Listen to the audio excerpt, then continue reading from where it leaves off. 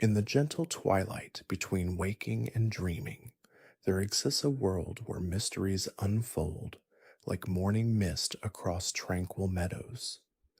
The Pokémon world holds secrets that whisper through ancient forests and echo in the depths of forgotten caves, stories that have remained hidden beneath the surface of adventures we thought we knew completely. Tonight, as consciousness begins its slow retreat into peaceful slumber, we shall drift through these quiet mysteries together, exploring the subtle enigmas that have waited patiently in shadows and silence. Deep within the heart of Kanto's Viridian Forest, where dappled sunlight filters through emerald canopies in patterns that shift like kaleidoscope dreams, there stands a peculiar tree that few trainers ever notice. This ancient oak, its bark worn smooth by countless seasons, bears a marking that resembles the silhouette of a Pokémon that shouldn't exist in official records. Local folklore whispers of a creature called the Forest Guardian, a being of moss and moonlight that emerges only during the rarest of celestial alignments. The tree's marking appears to shift and change when viewed from different angles, as if the wood itself holds memories of encounters long forgotten by human consciousness. The gentle rustling of leaves seems to carry echoes of this mystery, a soft susurrus that speaks of connections between the natural world and the creatures that inhabit it in ways far more profound than simple trainer and Pokémon partnerships. In the quiet hours before dawn, when mist clings to the forest floor like silk scarves abandoned by sleeping spirits, researchers have reported finding circular clearings where the grass grows in perfect spirals, as if something has danced there in patterns that follow the rotation of distant stars. Moving southward through the realm of dreams and discovery, we find ourselves contemplating the curious case of Lavender Town's radio tower, that tall spire that reaches toward clouded skies, like a finger pointing at secrets written in the language of electromagnetic waves. The tower broadcasts on frequencies that extend far beyond what human ears can perceive, sending signals that seem to resonate with certain ghost-type Pokémon in ways that remain scientifically unexplained. During particularly quiet nights, when the world settles into that deep stillness that precedes midnight, sensitive individuals have reported hearing melodies embedded within the static, haunting tunes that seem to tell stories of Pokémon who have passed beyond the veil of ordinary existence. The tower's construction itself holds mysteries that architectural historians find endlessly fascinating. Built using materials that include rare minerals found only in the deepest caves of Mount Silver, the structure exhibits properties that allow it to conduct not just radio waves, but what some researchers theorize might be spiritual energy itself. The blueprints for the tower, stored in Lavender Town's municipal archives, contain symbols and measurements that don't correspond to any known engineering principles, suggesting that its designers possessed knowledge that transcended conventional construction methods. In the basement levels of the tower, accessible only through a series of winding passages that seem to follow the natural ley lines of psychic energy beneath the earth, there exists a chamber where the walls are lined with stones that emit a faint phosphorescent glow.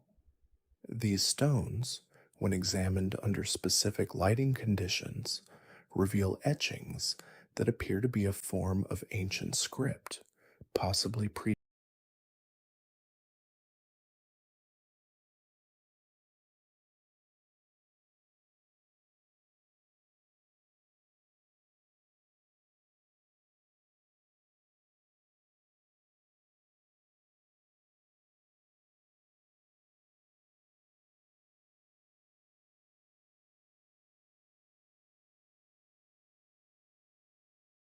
predating human settlement in the region by thousands of years. The script tells fragmented stories of communion between humans and Pokémon that goes beyond the bonds we understand today, speaking of shared consciousness and unified purpose that approaches the mystical. As we drift further into the realm of gentle mysteries, our attention turns to the phenomenon of Pokemon evolution stones and their curious relationship with lunar cycles and tidal patterns. While trainers commonly understand that certain stones trigger evolutionary changes in compatible Pokemon, few realize that the effectiveness and specific outcomes of these transformations vary subtly based on celestial alignments and geographic location. A water stone used during the full moon near oceanic regions produces Vaporeon with slightly different coloration and temperament than those evolved under different conditions. Though these variations are so subtle, they often go unnoticed by casual observation. The stones themselves appear to be crystallized forms of energy that exist at the intersection between the physical and metaphysical worlds.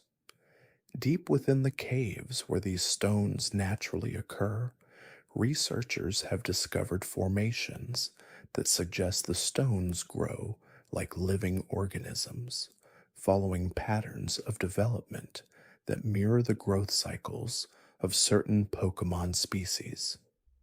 The caves where fire stones are found maintain temperatures that fluctuate in harmony with the breathing patterns of sleeping fire type Pokemon, while Thunderstone deposits generate electrical fields that pulse in rhythm with the heartbeats of nearby electric types. Perhaps most intriguingly, there are documented cases of evolution stones that seem to have developed beyond their traditional categories. In remote locations where multiple stone types occur in close proximity, hybrid formations have been discovered that exhibit properties of two or more stone types simultaneously.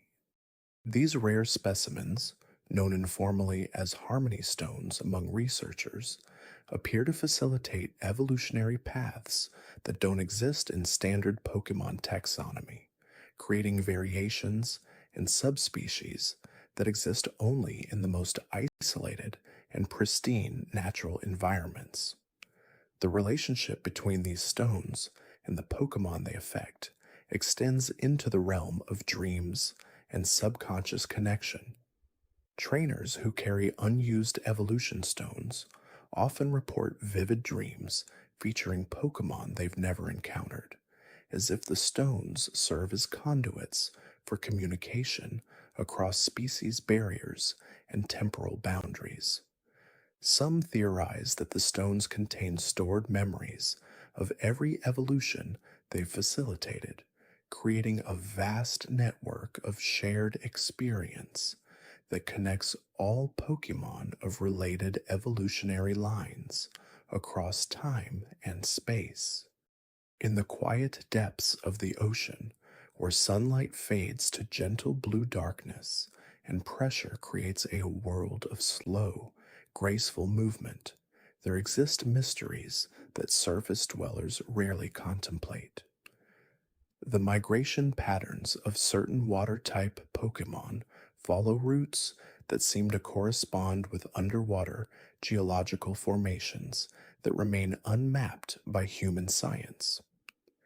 These creatures navigate using senses that extend beyond echolocation or magnetic field detection, apparently responding to what marine researchers have termed hydroacoustic memories embedded in the ocean floor itself.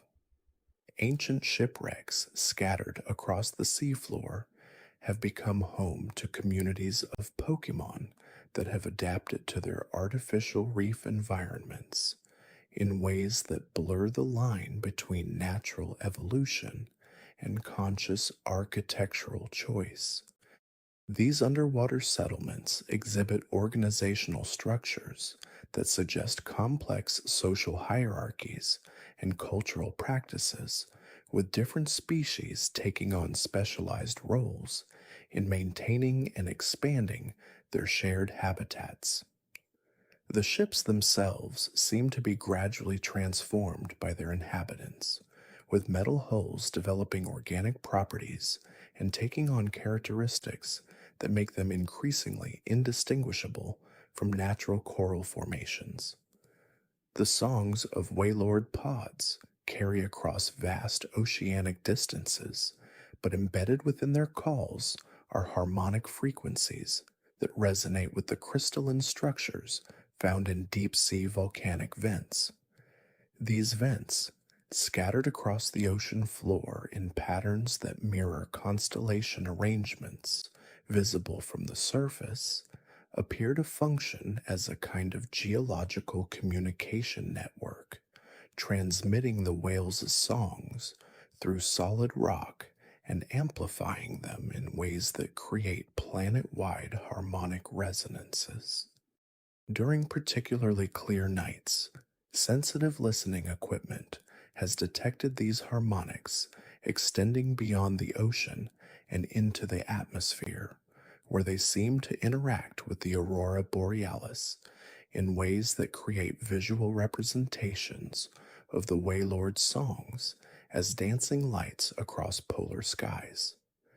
The aurora phenomena connected to these oceanic harmonics reveal themselves most clearly during the winter months, when the extended darkness allows for prolonged observation of the light patterns dancing across the polar atmosphere. These displays follow rhythms that correspond not to solar activity, as conventional science suggests, but to the deep ocean communications of massive Pokémon whose songs traverse the planet's core. The lights themselves seem to carry information, pulsing in sequences that mirror the complex social structures of underwater communities thousands of miles away. Researchers stationed in remote Arctic outposts have documented instances where the aurora patterns appear to respond to human presence, shifting colors and intensities when observers focus their attention on particular sections of the display. This suggests a level of awareness that extends beyond mere atmospheric phenomena, as if the lights themselves possess a form of consciousness derived from the accumulated songs and memories of countless oceanic Pokémon. In the deepest trenches where pressure creates environments unlike anywhere else on the planet, there exist Pokémon species that have never been cataloged or even glimpsed by human eyes. These creatures inhabit spaces where the boundary between physical matter and energy becomes fluid, where the intense pressure and complete absence of light create conditions that allow for forms of existence that transcend traditional biological categories. The few fragments of evidence that surface suggest these deep-dwelling beings communicate through methods that involve manipulating the very fabric of space around them, creating ripples in reality that propagate through dimensions beyond the three that surface dwellers experience. Their influence extends upward through the ocean layers in ways that affect the behavior and evolution of more familiar aquatic species, creating a cascade of interconnected changes that ripple through entire marine ecosystems. The relationship between these abyssal Pokémon and the planet's geological processes appears to be one of active collaboration rather than passive adaptation. Seismic activity in ocean floors often correlates with patterns of Pokemon movement in the deepest waters, suggesting that these creatures play a role in maintaining the planet's structural stability through processes that remain no trace of their involvement. Moving from the ocean's depths to the planet's highest peaks, mountain ranges across the Pokemon world harbor their own collection of mysteries that unfold in the thin air and eternal snows of alpine environments. The migration patterns of flying type Pokemon through high altitude corridors follow routes that remain consistent across generations, despite changes in weather patterns and human development that should theoretically disrupt their traditional pathways. These aerial highways exist in three-dimensional space, with different species maintaining distinct altitude bands that create layered traffic patterns invisible to ground-based observers.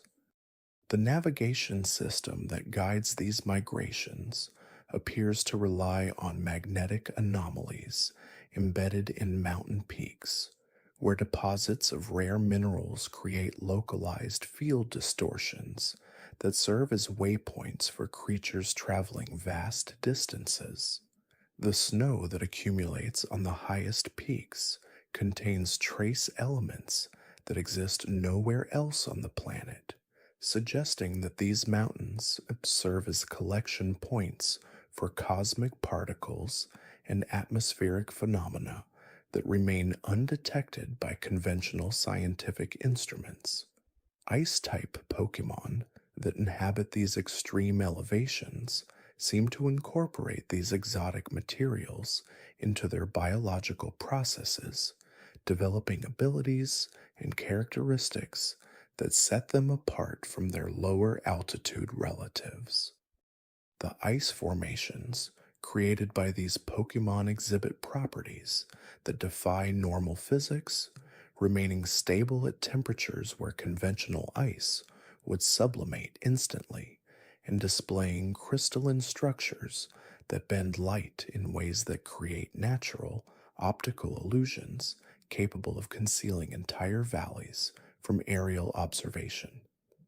During the brief summer months, when snow melts, reveal the underlying rock formations, ancient symbols become visible on exposed cliff faces, carved into stone with precision that suggest technological capabilities far beyond what should have existed when the marks were created. These symbols appear to be a form of written language, but one that incorporates three-dimensional elements and changes meaning based on the angle of observation and the time of day when shadows fall across the carved surfaces. Pokemon that inhabit these high-altitude regions seem to understand and respond to these symbols, altering their behavior patterns when certain combinations become visible during specific seasonal conditions. The caves that honeycomb these mountain ranges extend far deeper than surface exploration has revealed, with passages that follow geometric patterns too precise to be natural formations. The acoustic properties of these cave systems create resonance effects that amplify and modify sounds in ways that suggest deliberate architectural design. Pokemon calls, echoing through these passages, undergo harmonic transformations that encode additional layers of meaning, allowing for complex communications that span the entire mountain range through an underground network of acoustic channels. The air currents that flow through these cave systems follow patterns that seem to be actively maintained by the Pokemon inhabitants, creating a form of atmospheric engineering that regulates temperature and humidity throughout the entire mountain ecosystem.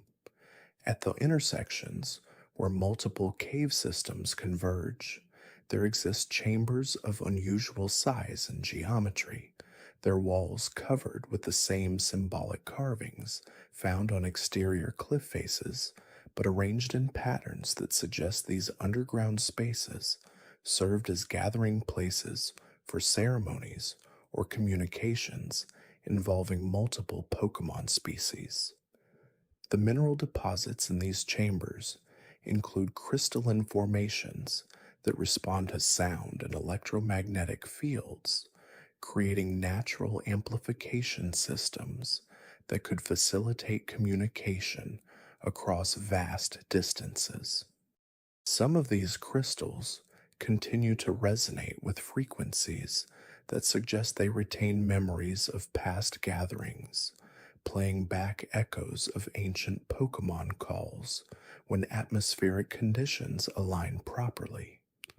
The transition zones where mountain environments meet other biomes reveal additional mysteries in the form of Pokémon species that seem to exist primarily in these boundary regions, never venturing far into either of the adjacent ecosystems.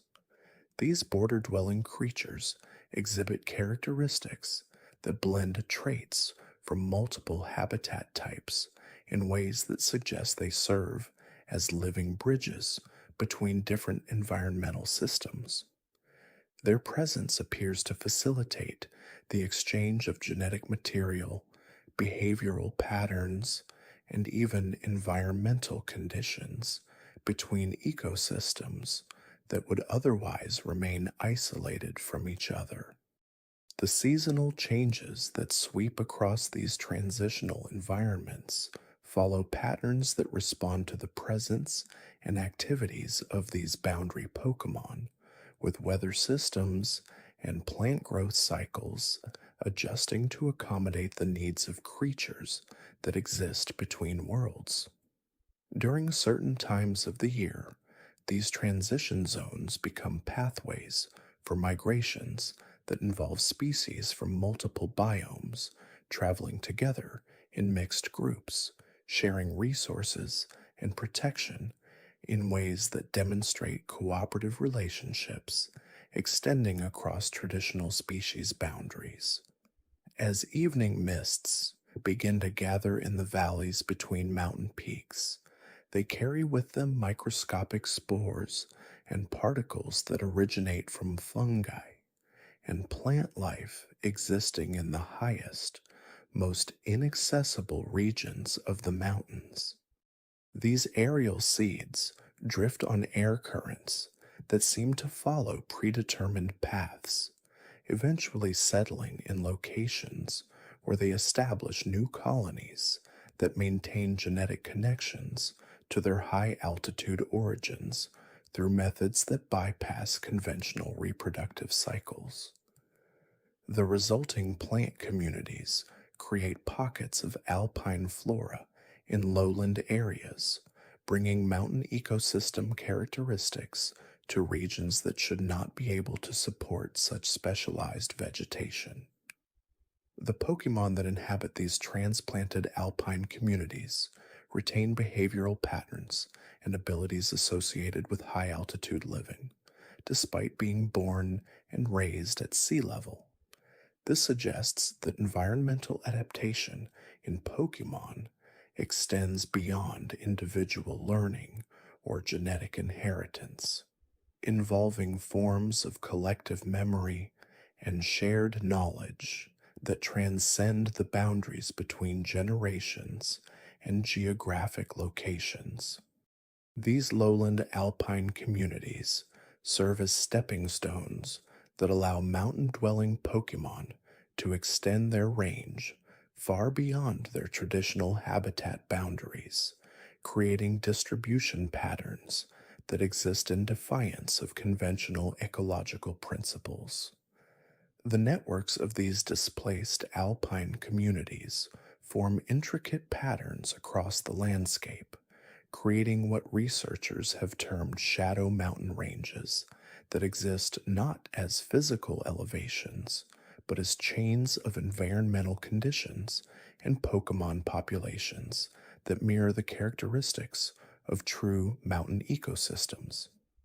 These shadow ranges follow geological formations buried deep beneath the surface, ancient mountain roots, and mineral veins that continue to influence local climate and soil chemistry millions of years after the original peaks eroded away. The Pokemon that navigate these invisible mountain paths demonstrate an awareness of geological features that remain hidden from surface observation, following migration routes that trace the boundaries of underground rock formations with remarkable precision. Their movements reveal the presence of magnetic anomalies and mineral deposits that create subtle environmental gradients, allowing creatures adapted to mountain conditions to find suitable microhabitats in seemingly incompatible lowland regions. During the deepest hours of night, when atmospheric pressure reaches its most stable point, sensitive Pokemon species throughout these networks begin to emit synchronized energy patterns that create a form of long-distance communication system. These nocturnal transmissions carry information about weather conditions, food availability, and population changes across hundreds of miles, allowing isolated communities to coordinate their activities despite having no direct contact with each other. The energy signatures involved in these communications resonate at frequencies that interact with the mineral content of the underlying geology, using the Earth itself as a transmission medium that amplifies and directs signals along specific pathways. Some of these underground communication channels appear to connect with similar networks in other regions, creating a planetary web of information exchange that operates entirely outside human awareness.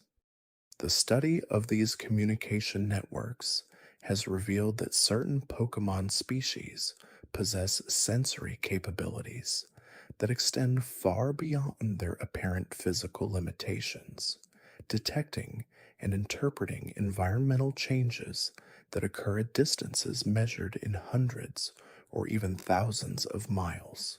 These long-range sensory abilities appear to be linked to their capacity for processing electromagnetic information, allowing them to perceive shifts in the planet's magnetic field, atmospheric electrical activity, and even subtle gravitational variations that accompany large-scale geological processes.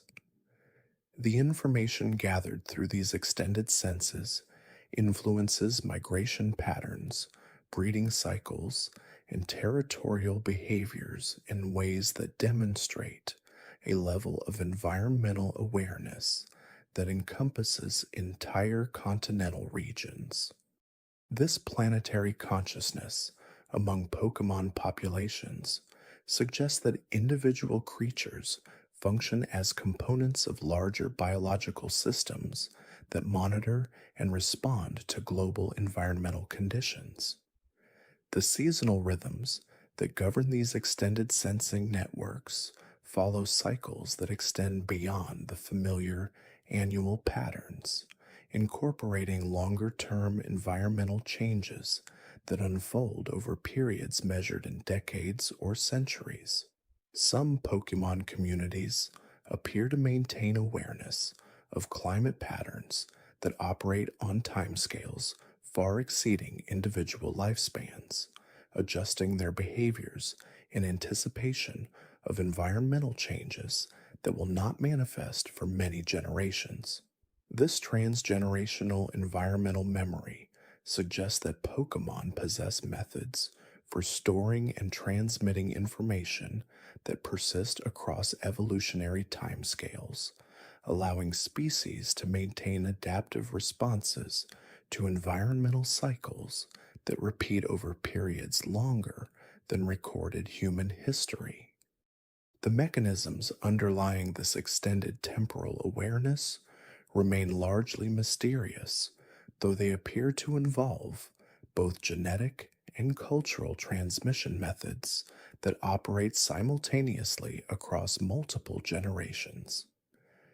In the remote valleys, where these extended sensing networks converge, researchers have discovered evidence of ancient structures that appear to have been constructed through collaborative efforts involving multiple Pokémon species working together over extended periods. These constructions demonstrate engineering principles and mathematical relationships that suggest a sophisticated understanding of physics and materials science, incorporating design elements that optimize acoustic properties, structural stability, and environmental integration in ways that surpass many human achievements. The materials used in these structures include naturally occurring crystals and minerals that have been shaped and arranged to create resonance chambers and energy focusing devices that continue to function thousands of years after their construction. The purpose of these ancient installations remains unclear, though their positioning and orientation suggest they were designed to interact with the planet's magnetic field and gravitational forces in ways that could influence regional weather patterns and geological activity. The Pokémon species associated with these ancient sites exhibit behavioral patterns and abilities that differ significantly from their counterparts in other regions, suggesting that prolonged exposure to the structure's energy fields has produced evolutionary adaptations that persist across multiple generations. These site-adapted populations demonstrate enhanced capabilities for manipulating electromagnetic forces, creating localized weather phenomena, and communicating across vast distances using methods that involve direct interaction with the planet's magnetic field. Their presence appears to be essential for maintaining the operational status of the ancient structures, with the constructions gradually losing functionality in areas where the associated Pokémon populations have declined or disappeared. This symbiotic relationship between artificial structures and living organisms suggests that the original builders possessed an understanding of biological and technological integration that allowed them to create systems requiring ongoing biological maintenance and operation. The territories surrounding these ancient sites extend their influence through networks of smaller installations and natural formations that have been modified to channel and direct various forms of energy across the landscape. Those subsidiary structures create environmental gradients that support specialized ecosystems adapted to conditions that exist nowhere else on the planet, hosting Pokémon species and plant communities that appear to have co-evolved with the artificial energy fields over thousands of years. The resulting hybrid environments demonstrate characteristics of both natural and artificial systems, with biological processes that incorporate elements of technology and technological systems that require biological components for proper operation. The boundaries between natural and artificial phenomena become increasingly indistinct in these regions, suggesting that the original builders achieved a level of technological integration with natural systems that transcended conventional distinctions between living and non-living matter. As dawn approaches in these enigmatic regions, The interplay between artificial installations and natural processes creates atmospheric phenomena that manifest as shifting patterns of light and shadow that move across the landscape in ways that appear to follow intelligent design principles. These light patterns interact with the photosynthetic processes of specialized plant communities, creating energy cycles that support ecosystems operating on principles that differ fundamentally from conventional biological systems. The Pokémon that inhabit these light dependent ecosystems have developed abilities for directly metabolizing various forms of electromagnetic radiation, allowing them to derive sustenance from sources of energy that remain unavailable to other forms of life.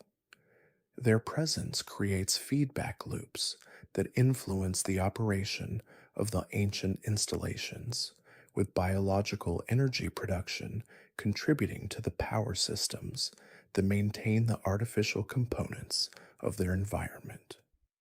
The energy cycles that sustain these extraordinary ecosystems follow patterns that align with celestial movements, suggesting that the ancient builders incorporated astronomical knowledge into their technological designs with precision that continues to function across millennia. During certain planetary alignments, the intensity of energy production increases dramatically, creating periods of heightened activity among both the artificial systems and their associated Pokemon populations. These astronomical synchronizations trigger behavioral changes that extend far beyond the immediate vicinity of the installations, influencing migration patterns and breeding cycles across entire continental regions. The Pokemon that participate in these cyclical events demonstrate navigational abilities that appear to rely on direct perception of gravitational fields and magnetic variations, allowing them to coordinate movements across vast distances with timing precision that suggests access to information sources beyond conventional sensory capabilities. The seasonal variations in energy output from these ancient systems create temporal windows during which previously dormant aspects of the installations become active, revealing additional layers of complexity in their original design. These activation periods coincide with the emergence of Pokemon species that remain dormant or hidden during normal operational cycles, appearing only when specific energy conditions are met. Thus, temporally restricted species exhibit characteristics that bridge multiple evolutionary categories, displaying traits that appear to combine elements from different taxonomic groups in ways that challenge conventional understanding of biological development. Their brief periods of activity suggest roles in maintenance or calibration processes that require capabilities unavailable to the permanently active populations, indicating that the original builders designed their systems to accommodate multiple operational modes with different biological requirements.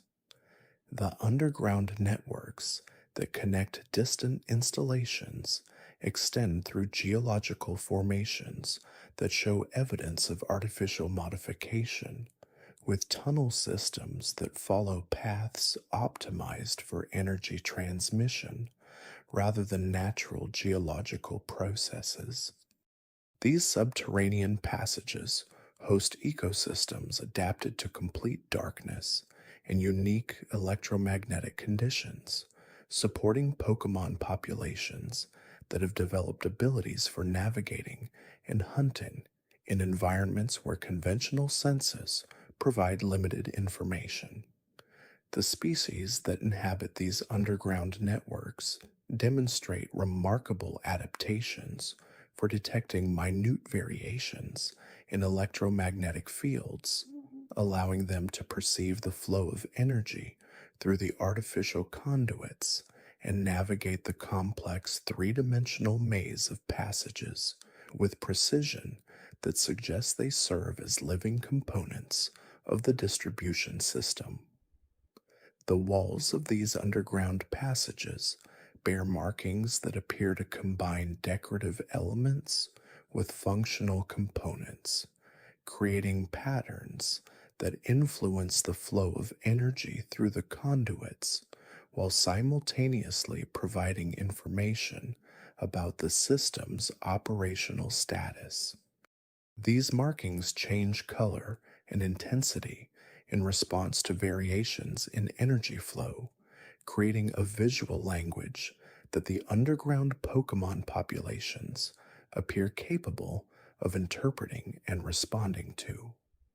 Their behavioral patterns suggest they serve as mobile sensors and maintenance units, detecting problems in the energy distribution network and performing corrective actions that keep the system functioning despite the passage of countless generations since its original construction.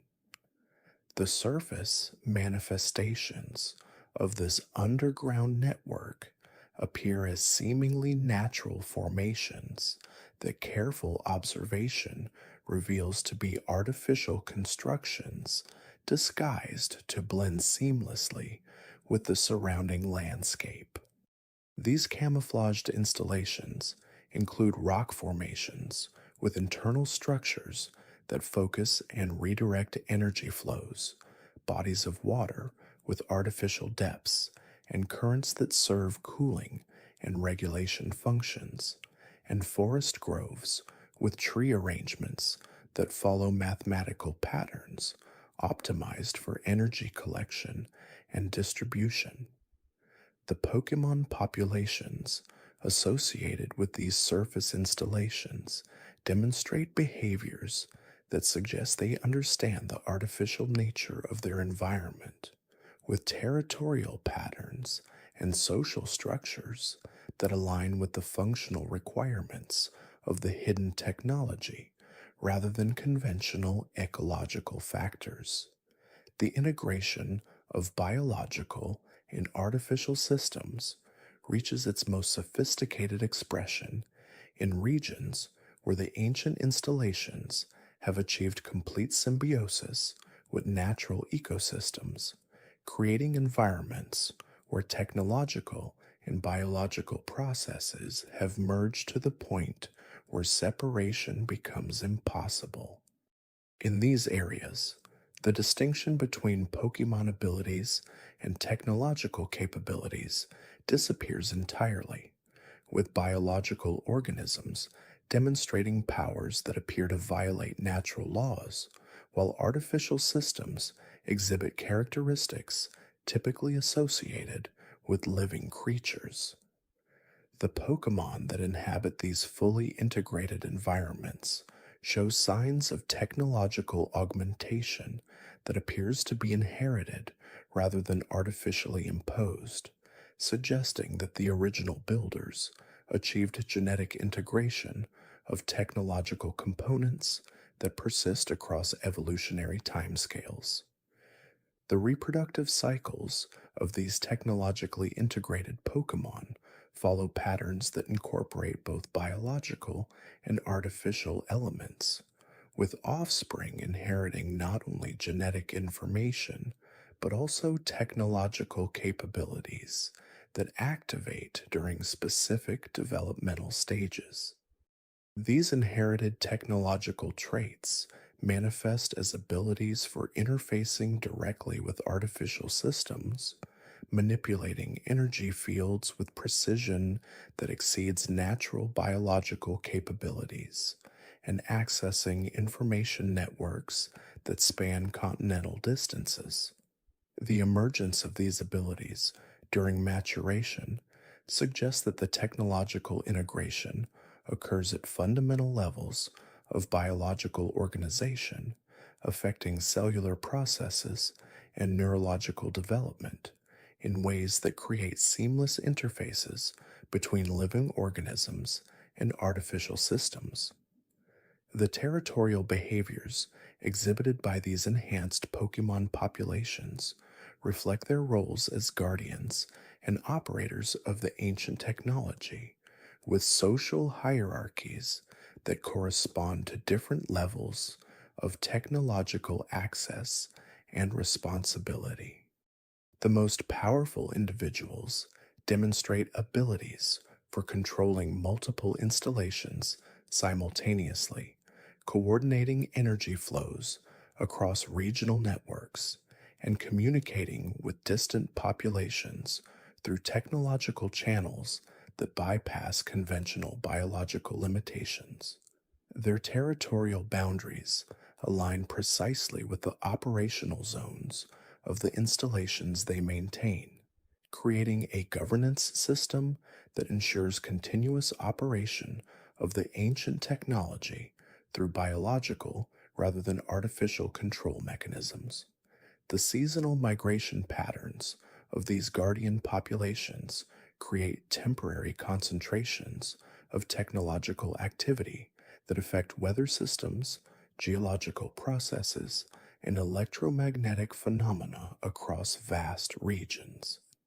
During these convergence periods, the combined presence of multiple enhanced Pokemon populations creates conditions that allow for large scale maintenance and upgrade procedures that require coordinated action across entire technological networks.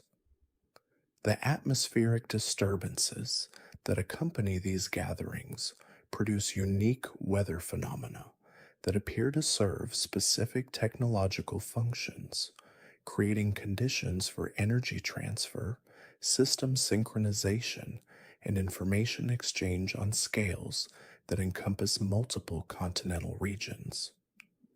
The ancient knowledge embedded in these biological technological systems continues to influence the development of Pokemon species throughout the world, with genetic information spreading through normal reproductive processes and creating populations with latent technological capabilities that activate under specific environmental conditions.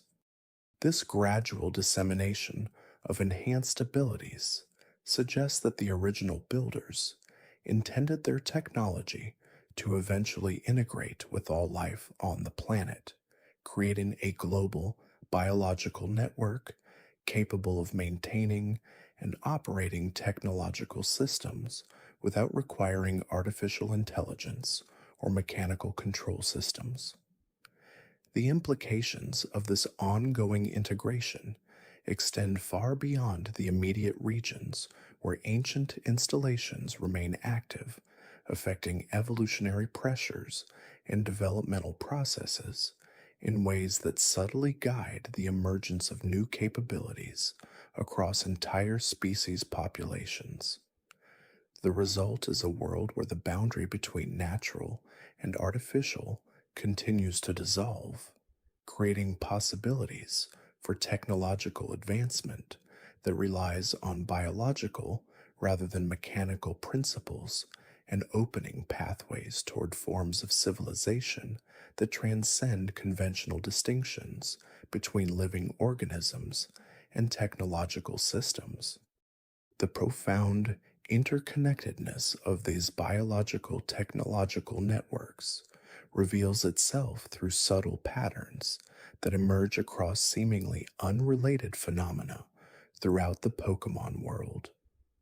Ancient ruins scattered across different continents share architectural elements that correspond not to aesthetic preferences, but to functional requirements of the underlying technological systems, with structural configurations that optimize energy flow patterns and create resonance chambers for long-distance communication networks. The positioning of these installations follows mathematical relationships that reflect deep understanding of planetary energy dynamics, with distances and orientations calculated to maximize the efficiency of power transmission and information exchange across global networks. The stone circles, crystalline formations, and metallic structures that characterize these sites serve as interface points between biological consciousness and technological systems designed to accommodate the neurological patterns of various Pokémon species while maintaining compatibility with the energy signatures of the ancient machinery they operate. The seasonal cycles that govern much of Pokemon behavior align with operational schedules built into these ancient networks, creating periods of heightened activity that correspond to maintenance cycles, system upgrades, and network synchronization procedures. During certain times of the year, Pokemon populations throughout the world experience subtle behavioral changes that reflect their unconscious participation in these larger technological processes, with migration patterns, breeding cycles, and territorial behaviors shifting in response to signals propagated through the biological technological interface systems. The aurora phenomena that appear in various regions during these periods represent visible manifestations of energy transfers occurring at scales that encompass entire continental masses, with charged particles in the upper atmosphere responding to electromagnetic fields generated by the coordinated activity of multiple installation networks operating in perfect synchronization. Deep ocean currents carry more than water and nutrients through the world's seas, serving as conduits for information networks that connect underwater installations with their terrestrial counterparts through systems that utilize the conductive properties of seawater and the magnetic sensitivity of various aquatic Pokemon species. The migration patterns of oceanic Pokemon populations follow routes that correspond to these underwater information highways, with certain species serving as living relay stations that amplify and redirect signals as they travel between feeding grounds and breeding areas. The abyssal depths contain installations that operate under enormous pressure and in complete darkness, maintained by Pokemon populations that have evolved specialized capabilities for interfacing with technology under extreme conditions. These underwater networks demonstrate the truly global scope of the ancient technological systems, with communication links that span ocean basins and connect installations separated by thousands of miles of deep water. The magnetic field anomalies detected in various regions reflect the operation of systems that interact with the planet's core magnetic field, utilizing geomagnetic energy for power generation and employing magnetic field manipulation for communication and navigation purposes. Certain Pokemon species demonstrate sensitivity to these artificial magnetic field variations, with their natural navigation abilities enhanced by access to information encoded in the modified magnetic patterns. The aurora displays that accompany periods of intense technological activity represent the visible effects of these magnetic field manipulations, with charged particles in the ionosphere responding to carefully controlled variations in the planet's magnetic environment. These displays often occur in locations far from natural magnetic phenomena, indicating the presence of technological systems capable of influencing magnetic fields across continental distances. Underground networks extend far beneath the surface installations, with tunnels and chambers carved from solid rock creating pathways for energy distribution and information transmission that bypass surface geography entirely.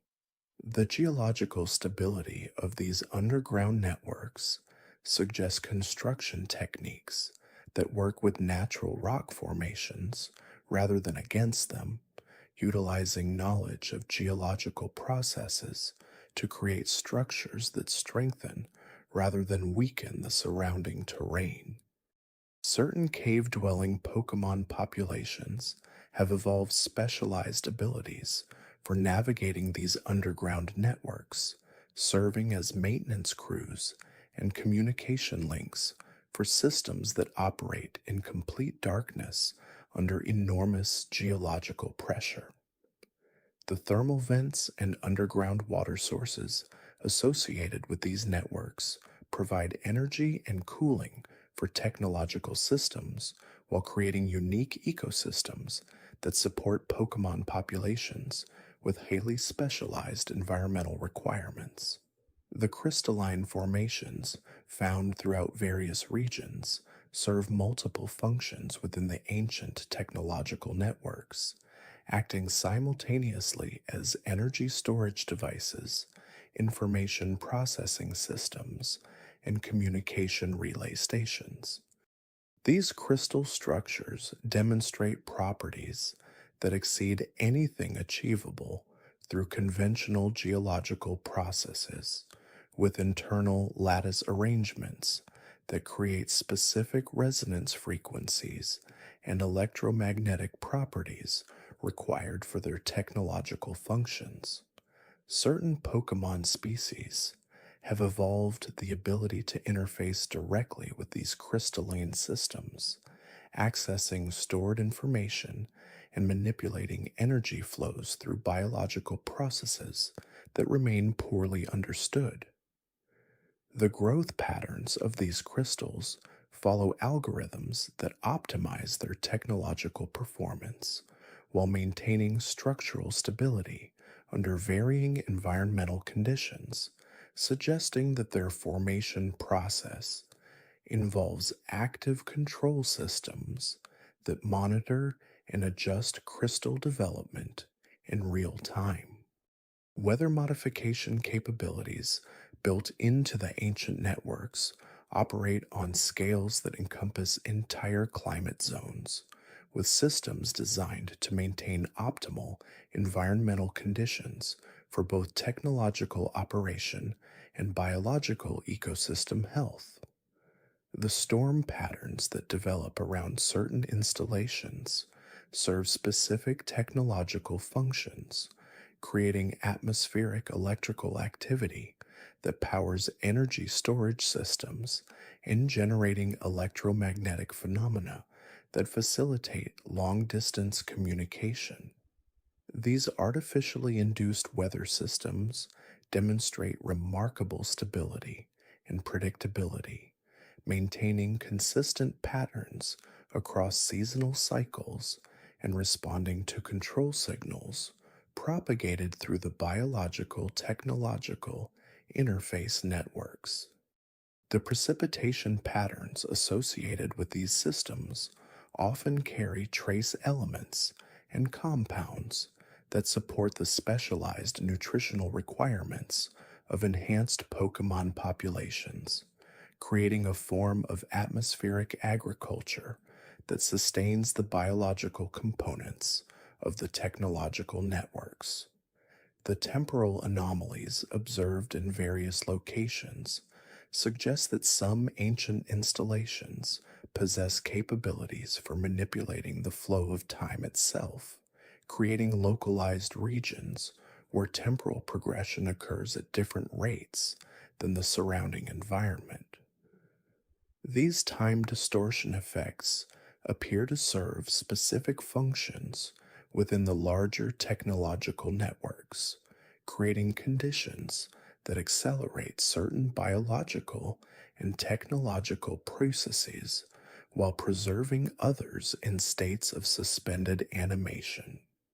Pokemon populations that inhabit these temporally altered regions demonstrate unique developmental patterns and extended lifespans that reflect their adaptation to environments where conventional temporal relationships no longer apply. The energy requirements for maintaining these temporal manipulations indicate access to power sources that transcend conventional understanding of energy generation and storage, possibly drawing on fundamental forces that operate at quantum levels of reality. The integration of consciousness itself into these technological systems represents perhaps the most profound aspect of the ancient builders' achievements, with evidence suggesting that awareness and intelligence can be transferred, stored, and manipulated using technologies that treat consciousness as a form of information rather than an emergent property of biological complexity. Certain installations contain what appear to be consciousness storage and processing facilities, with systems designed to interface with the awareness patterns of various Pokémon species and preserve their experiences and knowledge across extended time periods. These consciousness preservation systems may explain the apparent immortality of certain legendary Pokémon populations, with their awareness maintained through technological means while their biological forms undergo periodic renewal and regeneration processes. The implications of such technology extend far beyond individual preservation, suggesting possibilities for collective consciousness networks and shared awareness systems that unite multiple individuals into larger cognitive entities capable of processing information and making decisions at scales that transcend individual biological limitations. The very fabric of reality, as we perceive it, might have been subtly altered by these ancient manipulations, creating pockets of existence where the usual laws of physics are bent or redefined. These localized alterations, often imperceptible to the casual observer, manifest in phenomena such as gravity wells that defy natural formation, areas where light behaves in unexpected ways, or even regions where the very density of space-time seems to fluctuate. Such anomalies are not random occurrences, but appear to be intricate components of the larger technological design, serving as conduits for energy, information, or even as specialized environments for particular types of Pokémon that thrive under such unique conditions.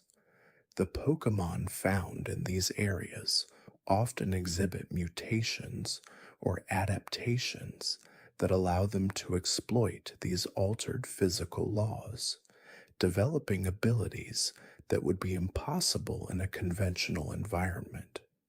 For instance, some may possess natural levitation capabilities in gravity-altered zones or exhibit forms of photosynthesis that utilize unusual light spectrums. The study of these Pokémon provides invaluable insights into the extent of the ancient builders' capabilities, revealing a deep understanding of fundamental physical forces that allowed them to sculpt reality at a localized level. The architectural styles and material compositions of these ancient structures also speak volumes about the advanced nature of their creators. While many installations appear as weathered ruins, careful analysis reveals construction techniques and materials that defy contemporary understanding. Some materials exhibit properties such as self-repairing capabilities, adapting to environmental stresses, and even regenerating lost sections over millennia. Others possess an inherent energy-transmitting quality, acting as conduits for the vast power networks that permeate these sites. The very stones often hum with a faint, almost imperceptible energy, a testament to the integrated nature of their design, where every component, from the largest edifice to the smallest structural element, plays a role in the overall functionality of the installation. The precision with which these structures are aligned with celestial bodies and geological fault lines suggests an astronomical and geophysical understanding far beyond what we currently possess, indicating deliberate placement for harvesting cosmic energies or channeling telluric currents.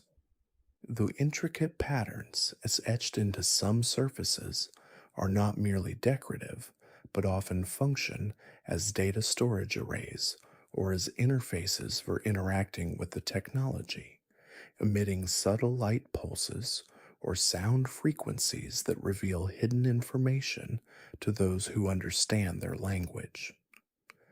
The profound connection between these ancient technologies and the psychic abilities of certain Pokémon is another area of deep intrigue. It appears that the builders developed methods to amplify and harness these innate mental powers, integrating them directly into their technological infrastructure. Psychic Pokémon, particularly those with strong telepathic or telekinetic abilities, seem to act as living components of these systems, their minds serving as processors, transmitters, or even as power sources.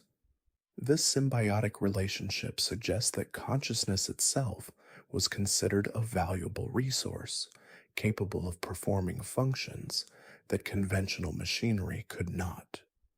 The intricate neural pathways of these Pokémon, when interfaced with the ancient technology, could facilitate complex computations, predict future events with remarkable accuracy, or even manipulate the environment at a distance.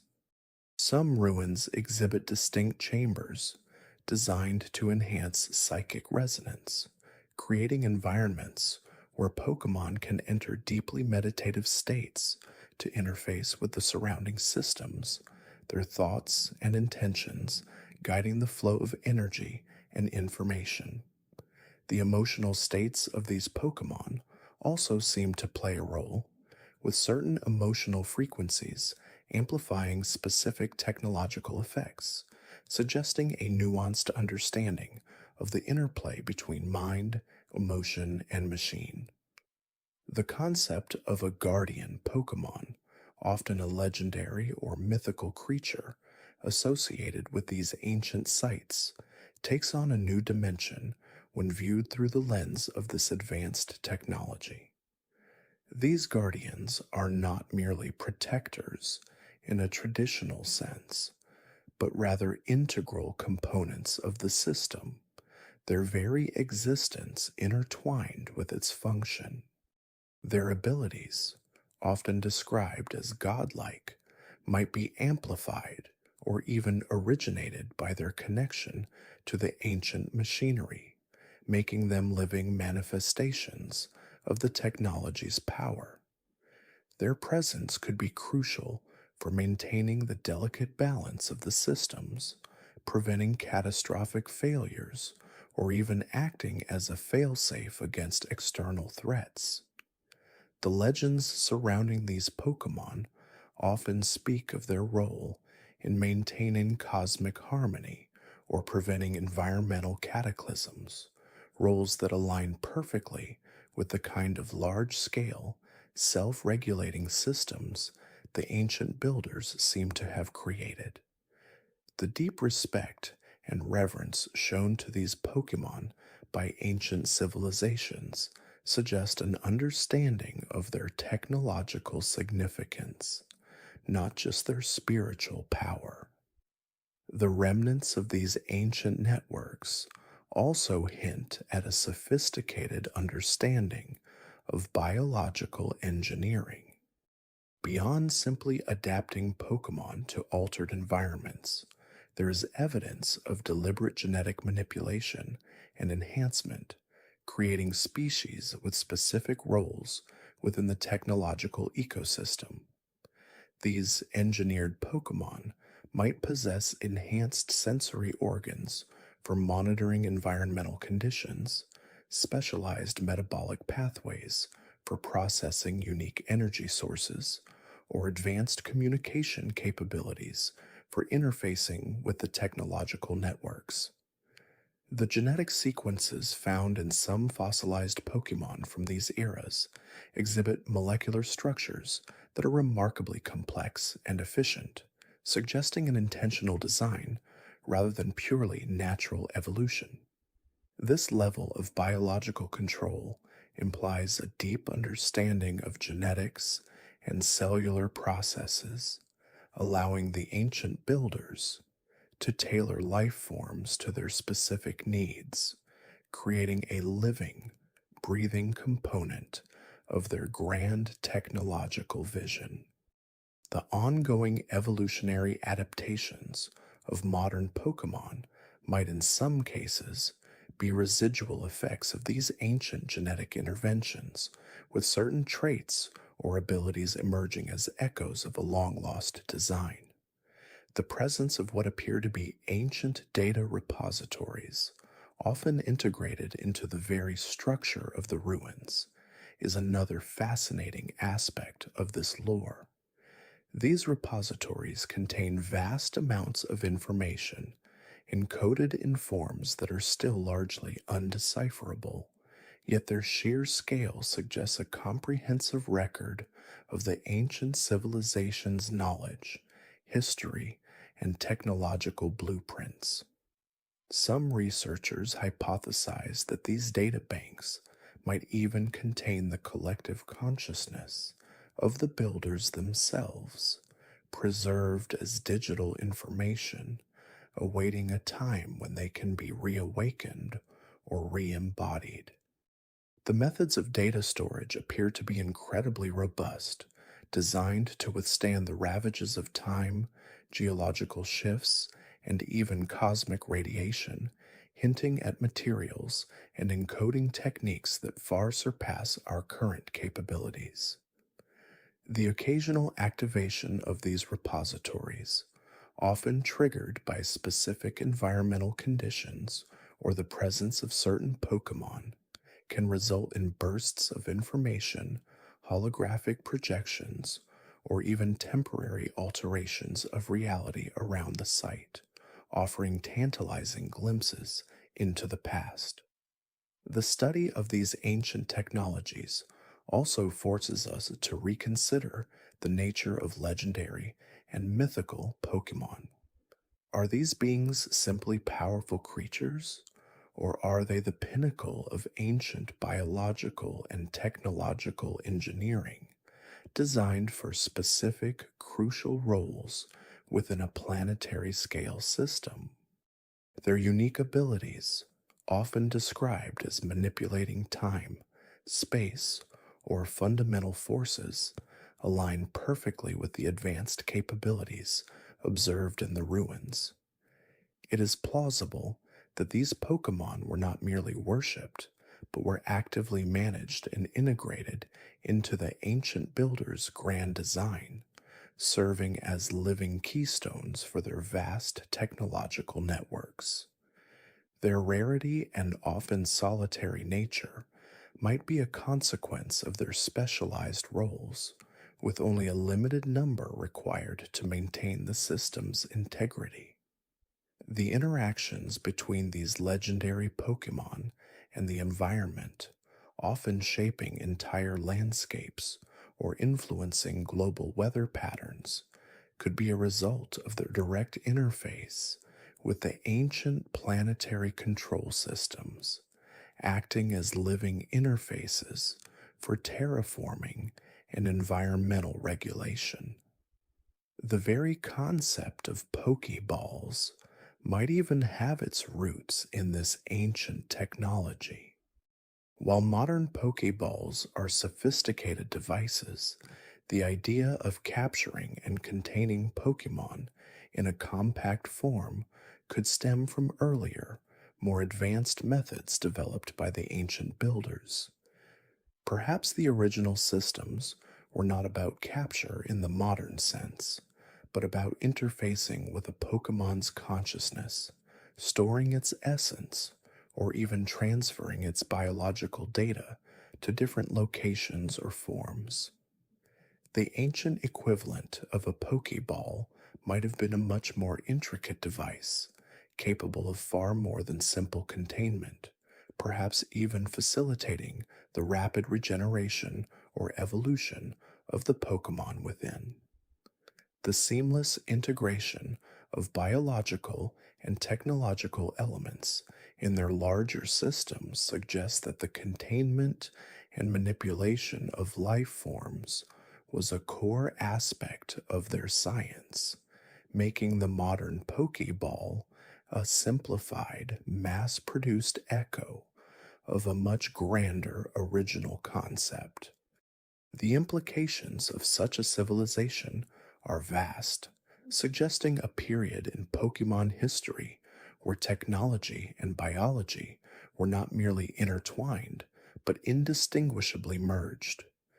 This ancient era was one where the lines between organic and artificial blurred, where consciousness was a manipulable resource, and where the very fabric of reality could be subtly reshaped to suit the needs of a technologically advanced society. Understanding these mysteries is not just about uncovering forgotten history.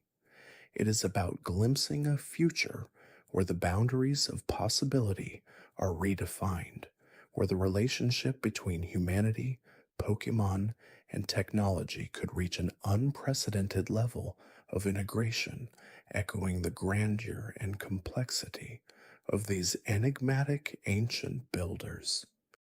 The quiet hum of the ruins, the subtle energy fluctuations in the air, the faint whispers of forgotten knowledge carried on the wind, all serve as constant reminders of a legacy that continues to influence the world, even in its profound silence. The subtle energy fluctuations in the air, the faint whispers of forgotten knowledge carried on the wind, all serve as constant reminders of a legacy that continues to influence the world, even in its profound silence. Consider for a moment the phenomenon of mega evolution. This temporary yet powerful transformation, which allows certain Pokemon to attain new forms and enhanced abilities, is typically triggered by a strong bond between a trainer and their Pokemon, combined with the presence of a keystone and a corresponding megastone. But what if this isn't merely a natural evolutionary pathway, but rather another echo of that ancient technology? The very concept of key and megastones suggests a deliberate unlocking mechanism rather than a purely organic process. These stones, often found in ancient ruins or places of significant historical power, could be remnants of the ancient builders' attempts to harness and amplify the innate power of Pokemon. Perhaps they were not just catalysts, but finely tuned instruments designed to interface with a Pokemon's genetic code, temporarily overriding its natural limitations and drawing out dormant potential. The intense energy output required for mega evolution, often described as a surge of overwhelming power, could be a controlled feedback loop, a temporary re-establishment of the technological connection that once allowed for such profound biological manipulation. The bond between trainer and Pokemon, so crucial for mega evolution, might not be a purely emotional or spiritual connection in this context, but rather a necessary biofeedback loop. The trainer's consciousness, channeled through the keystone, could be acting as a kind of biological key, providing the precise mental frequency or emotional resonance needed to activate the Megastone's dormant technology. This would explain why not just any trainer can achieve Mega Evolution, but only those with a deep and genuine connection to their Pokémon. It's not just about love, it's about a specific kind of focused intent that aligns with the ancient mechanisms embedded within the stones. The temporary nature of Mega Evolution also hints at its artificial origins. If it were a purely natural evolutionary step, one might expect it to be more permanent. Its transient state, however, suggests a power source that cannot be sustained indefinitely, a limited duration activation of a powerful, perhaps even dangerous, ancient program. The weariness a Pokemon often exhibits after mega evolving, or the feeling of exhaustion a trainer might experience, could be a consequence of the immense energy expenditure required to maintain this temporary state, a drain on both biological and technological reserves. And what of the Z moves? Another extraordinary display of power, requiring a Z ring and Z crystal. While seemingly distinct from Mega Evolution, they too involve a focused bond between trainer and Pokemon and the channeling of immense energy. The Z crystals, like the Megastones, are often found in places of ancient significance, imbued with mysterious power. Could these be another facet of the same ancient technology, perhaps designed for different applications? Where Mega Evolution might focus on internal biological enhancement, Zub moves could be about external energy manipulation, allowing a Pokemon to unleash a concentrated burst of its natural abilities to an unprecedented degree. The intricate dances performed by trainers to activate Z moves could be ritualized movements designed to precisely align the trainer's biosignature with the Z crystal's energy field, creating a resonant frequency that amplifies the Pokemon's power. It's a form of bioenergetic channeling, a very physical invocation of stored ancient power. The dazzling light and almost theatrical presentation of Z moves could be a byproduct of this energy release, a visible manifestation of the ancient technology at work. The sheer destructive force of some Z moves, capable of altering battlefields and overwhelming even the strongest opponents, speaks to a power source far beyond typical Pokemon capabilities, hinting at an artificial amplification. The very existence of Ultra Beasts, beings from other dimensions who defy conventional Pokemon classifications, further complicates and enriches this ancient narrative. These creatures, often described as alien and possessing unnerving capabilities, emerge from ultra wormholes, phenomena that seem to bend the fabric of space and time. Could these ultra wormholes and the ultra beasts themselves be unintended consequences, or even deliberate creations of the ancient builders' dimensional manipulation experiments? If the ancients possessed the technology to interface with consciousness and manipulate biological forms on a grand scale, it's not a far leap to imagine them experimenting with interdimensional travel, or even the creation of life forms tailored for specific purposes, perhaps even in other dimensions. The Ultra Beasts' often unsettling appearances and behaviors so different from native Pokemon could be a result of their origins in vastly different ecosystems and evolutionary paths, or perhaps even an indication that they are biological weapons or tools that escaped their intended purpose or dimension. Their raw, untamed power, often described as overwhelming and chaotic, could be a testament to technologies that were not fully controlled or understood, even by their creators. The Ether Foundation's efforts to study and control ultra wormholes and ultra beasts, while driven by contemporary scientific curiosity, might be unwittingly treading on ground once explored by these ancient civilizations.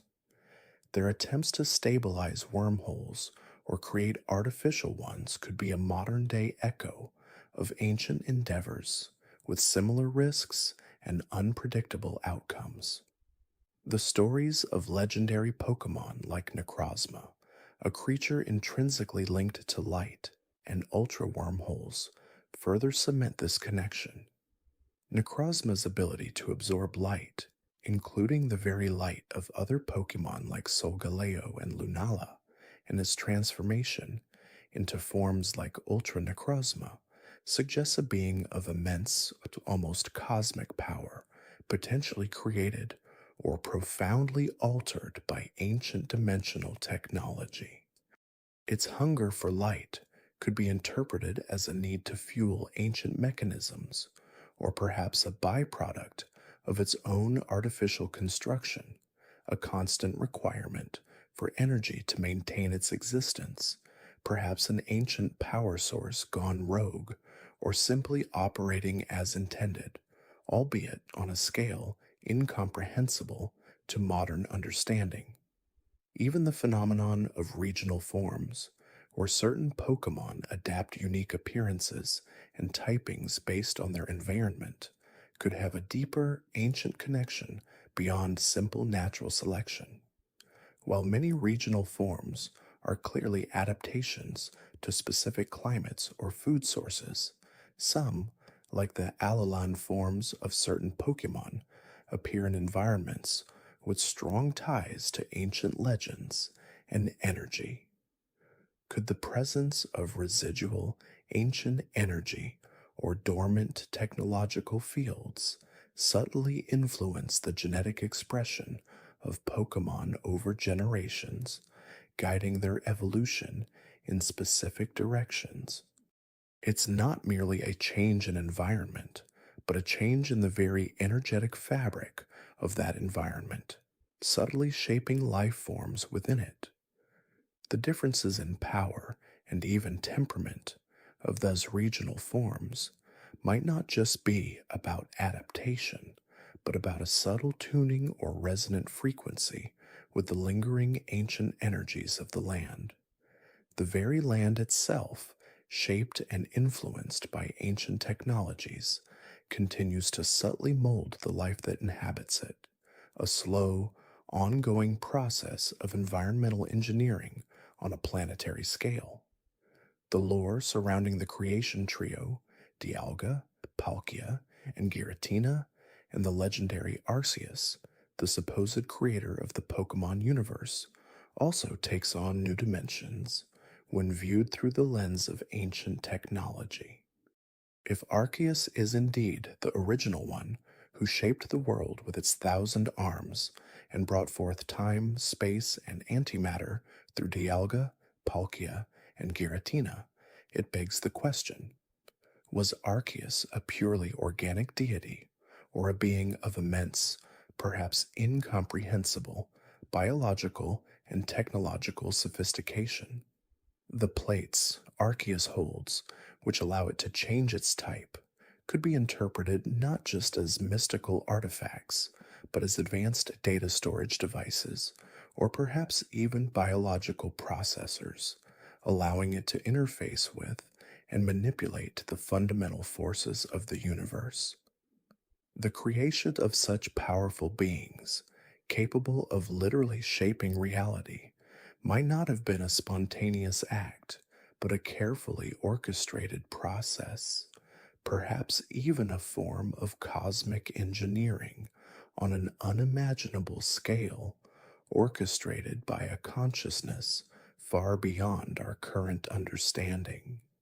The idea that Arceus, or the force behind it, might be an ultimate expression of ancient biological technology, capable of manipulating reality at its most fundamental level, changes our perception of creation itself.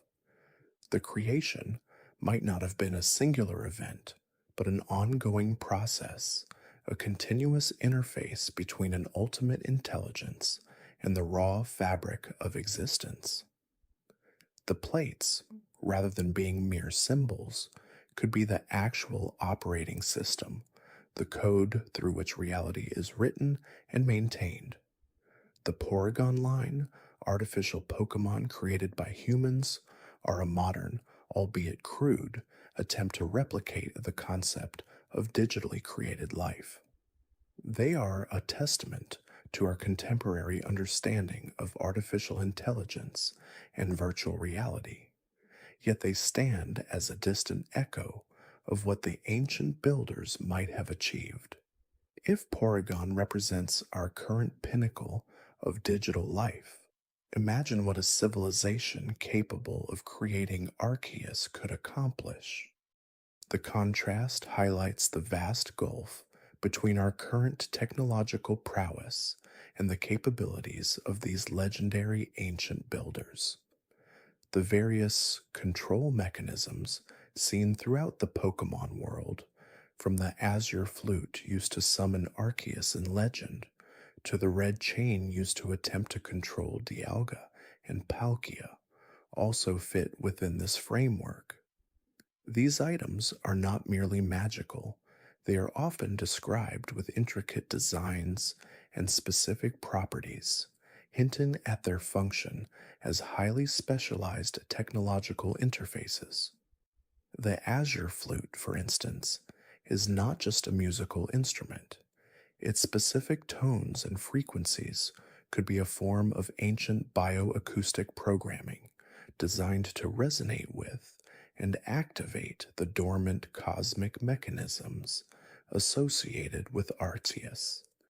The red chain, too, with its ability to bind and influence legendary Pokemon, suggests a highly advanced form of energy manipulation and control, perhaps a relic of a time when even cosmic entities were subject to the will of these ancient engineers. These are not just artifacts, they are keys to unlocking immense power, designed with a precision that speaks to a profound understanding of the universe's underlying architecture. Even the ancient texts and murals discovered in various ruined civilizations, often depicting legendary Pokemon alongside intricate geometric patterns and symbols, could be more than just religious iconography. They might be technical diagrams, schematics, or even operating manuals for these ancient systems. The unknown Pokemon, whose forms resemble letters of various alphabets, and who are often found in ruins and associated with ancient powers, could be a living language, a biological data storage system used by the ancients to record and transmit knowledge. Their ability to influence reality through their collective consciousness could be a manifestation of this function, a living library capable of altering the environment based on the information they convey. The very act of perceiving unknown, of recognizing their patterns, could be a form of interacting with ancient data, unlocking hidden potentials within the environment or even within oneself. The recurring theme of balance and harmony in Pokemon lore, particularly regarding the environment and the forces of nature, might also be a deliberate design principle of the ancient builders. If they could manipulate ecosystems and even planetary weather patterns, maintaining a delicate balance would be paramount to prevent catastrophic outcomes.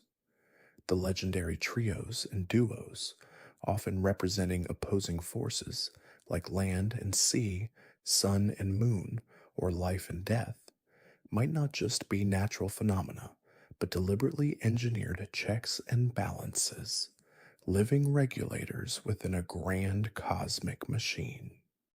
These Pokemon, with their immense power, could be the ultimate failsafes, ensuring that no single force overwhelms the others, a system of biological governance designed to maintain planetary equilibrium.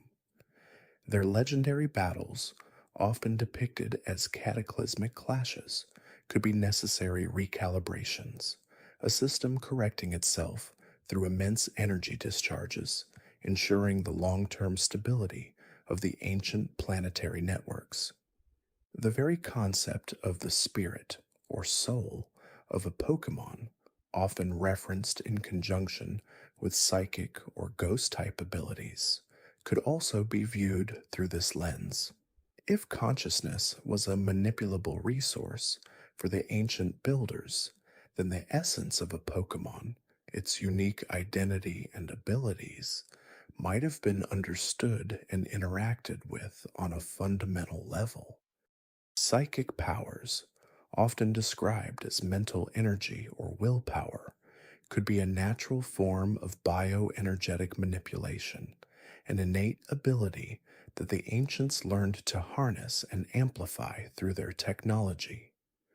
Ghost-type Pokémon, with their ethereal forms and abilities to pass through solid objects or influence emotions, could represent beings whose biological forms have been profoundly altered or even transcended by ancient processes, perhaps existing in a state where their physical and energetic components are intricately merged, or where their consciousness operates independently of a solid form. The boundary between life and death, consciousness and matter, might have been far more fluid and malleable for these ancient civilizations. The quiet hum of forgotten ruins, the strange architectural anomalies that defy modern construction techniques, the lingering energetic echoes in sacred places, all these are not just archaeological curiosities.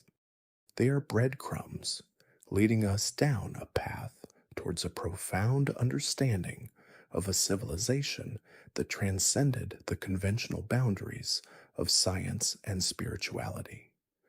A civilization where life itself was a canvas and technology the brush, painting a reality far more intricate and interconnected than we currently perceive. The dreamlike state of sleep, as thoughts drift and coalesce, can sometimes offer glimpses into these deeper truths, a subtle resonance with the ancient whispers still present in the world around us. It's a reminder that even in quiet slumber, the world of Pokémon continues to hold secrets, waiting to be gently unveiled, one thought, one theory at a time. The very air you breathe, the ground beneath you, the legends that echo through time, all carry the subtle imprint of a grand, ancient design, a testament to a magnificent past that continues to shape the present in ways we are only just beginning to comprehend, a gentle, persistent influence that permeates every aspect of this rich and vibrant world. Consider the phenomenon of regional variance, a relatively recent discovery in the grand scope of Pokémon history. While often attributed to environmental adaptation, a deeper look might suggest something more. What if these variants are not merely evolutionary branches, but rather echoes of ancient bioengineering, subtle tweaks, or even deliberate reconfigurations of existing Pokémon species by these advanced civilizations? Imagine a time when specific environments were carefully cultivated, not just naturally occurring, and Pokémon were selectively bred or even altered to thrive within these meticulously designed ecosystems. The Owlin Vulpix, for instance, adapting to icy mountains, or the Galarian Meowth, morphing into a steel type. While modern science points to gradual evolutionary pressures, The speed and distinctiveness of these changes, especially when juxtaposed with the apparent stability of other species across vast geographical areas, could hint at an accelerated, perhaps even engineered adaptation process. This idea gains further weight when we consider the concept of form changes or alternate forms that certain Pokemon possess, distinct from regional variants. Think of Rotom, able to inhabit various appliances and change its type and abilities accordingly. This isn't just a simple adaptation, it's a fundamental alteration of its energetic and perhaps even physical composition, seemingly at will or through interaction with specific technological constructs. Could Rotom be a descendant of an ancient biotechnological marvel, designed to interface with and perhaps even power ancient machinery? Its ability to energize and manipulate complex devices might be a remnant of its original purpose, a living, adaptable energy source, or a multifunctional tool for a civilization that blurred the lines between organic and inorganic. Then there are the unknown, those enigmatic letter-shaped Pokemon found in ruins and often associated with ancient knowledge and psychic phenomena. Their very existence seems to defy conventional biological classification. They don't evolve. They don't seem to actively interact with the environment in the same way other Pokemon do, yet they are undeniably alive. Their ability to influence reality, to create illusions, or manifest ancient events suggests a profound connection to the fabric of existence itself. What if the unknown are not merely creatures, but rather a form of living script, a biological data storage system, or even a collective consciousness designed to record and transmit knowledge across generations? Their varied forms, mirroring ancient alphabets, could be a deliberate design choice, allowing for the encoding of vast amounts of information in a living, self-sustaining format. Their presence in ruins, often associated with legendary Pokemon and ancient events, further strengthens this idea, suggesting they might be the living archives of a bygone era, whispering secrets to those attuned enough to listen. The very concept of Pokeballs, those seemingly simple yet incredibly advanced devices that can shrink and contain Pokemon, is another profound mystery. While modern technology has reverse engineered and mass produced them, the origins remain shrouded. The ancient apricorns, from which the earliest Pokeballs were crafted, possess inherent properties that allow for this containment. But how did ancient peoples discover and harness these properties? Was it through trial and error, or guided by a deeper understanding of energy manipulation and spatial compression, knowledge inherited or learned from the advanced civilization? The idea of a living organism, a Pokemon, being converted into energy and stored within a small sphere, then materialized again, speaks to a mastery of physics and biology that far surpasses current understanding. This technology, if it originated from the ancient builders, would be a testament to their ability to manipulate matter and energy on a fundamental level, perhaps even tapping into dimensions or principles unknown to us. Consider the various power spots or energy nodes found across different regions, places where the natural energy of the land is particularly potent, often attracting rare Pokemon or enhancing their abilities.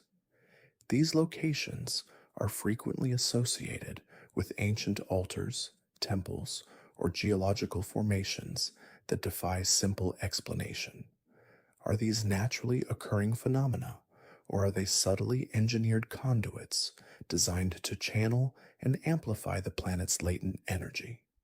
The ley lines often spoken of in ancient lore, invisible paths of energy crisscrossing the globe, might not be mere superstition, but rather a map of a planetary energy grid, meticulously designed and maintained by the ancient civilization.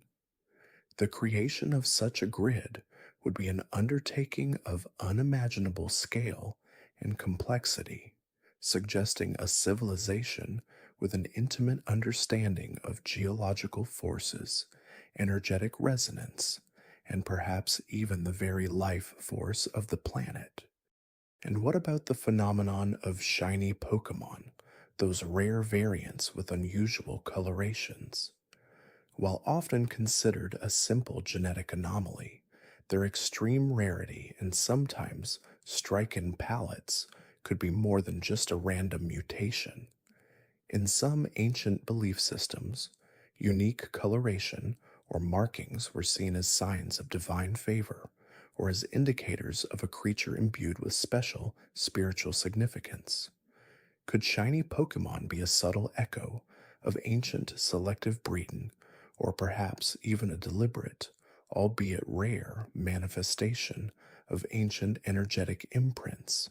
A faint resonance from a time when aesthetics and spiritual significance were intertwined with bioengineering. Their unusual appearances might have held specific meaning or power to the ancient peoples, making them highly prized and perhaps even revered. The presence of fossil Pokemon, creatures revived from ancient DNA, further blurs the lines between past and present. The ability to extract viable genetic material from millions of years ago and reanimate these creatures speaks to an advanced understanding of molecular biology, even if modern methods are crude compared to what the ancients might have possessed. But what if the process of fossilization itself was not always a natural, random event? Could certain ancient civilizations have had the ability to deliberately preserve specific species, perhaps even to create a living archive of biodiversity, a failsafe for future generations? The consistency with which certain fossil Pokemon are found in the specific locations might hint at a more organized, deliberate preservation effort rather than purely geological chance. The very act of bringing a fossilized creature back to life, of sparking consciousness in something that has been dormant for eons, is a profound reminder of the delicate balance between life and non-life, a boundary that ancient technologies might have navigated with ease. The concept of mythical Pokemon, often so rare they are considered mere legends, also bears scrutiny. Unlike legendary Pokemon, who often have clear roles in global narratives, mythical Pokemon tend to be more elusive, their stories often tied to specific, almost personal, acts of creation or benevolence. Could these mythical Pokemon be the living remnants of ancient experiments in life creation, or perhaps even sentient artifacts designed for specific purposes? Arceus, the supposed creator of the Pokemon world, is a prime example. Its ability to generate matter, its control over fundamental forces, and its seemingly singular existence all point to a being of immense power and perhaps an origin that transcends mere biological evolution. If the ancient civilization possessed a deep understanding of the cosmos and the very building blocks of life, then the creation of such a being, or beings with similar properties, while unfathomable to us, might have been within their grasp. Even the humble Porygon, a Pokemon entirely created by human science, offers a glimpse into this potential ancient capability. While modern scientists use computers and programming, the concept of creating a digital yet living entity resonates with the idea of a civilization that could manipulate the essence of consciousness and life itself. Porygon's ability to exist as data, to move freely within digital networks, hints at a deeper understanding of the nature of reality, where the digital and the physical might be far more intertwined than we currently perceive. If ancient civilizations possess technology far exceeding ours, then the creation of synthetic life forms, perhaps even sentient ones, that could interact with their technological infrastructure would be a logical step. The lingering questions about the true nature of Pokémon cries, those unique sounds each species emits, also invite contemplation. While often interpreted as simple vocalizations, their distinctiveness and consistency across vast populations suggest a deeper, perhaps even energetic, signature. Could these cries be more than just sounds? Could they be subtle energy emissions, unique vibrational patterns that resonate with the very fabric of reality, capable of influencing the environment or even communicating on a level beyond mere language? The ancient builders, with their presumed mastery of energy and resonance, might have understood these cries as fundamental energetic expressions, perhaps even using them as a form of natural biofeedback or as a means to interact with their engineered world. Imagine a world where the collective cries of Pokemon subtly powered ancient machinery, or where specific vocalizations could activate dormant technologies.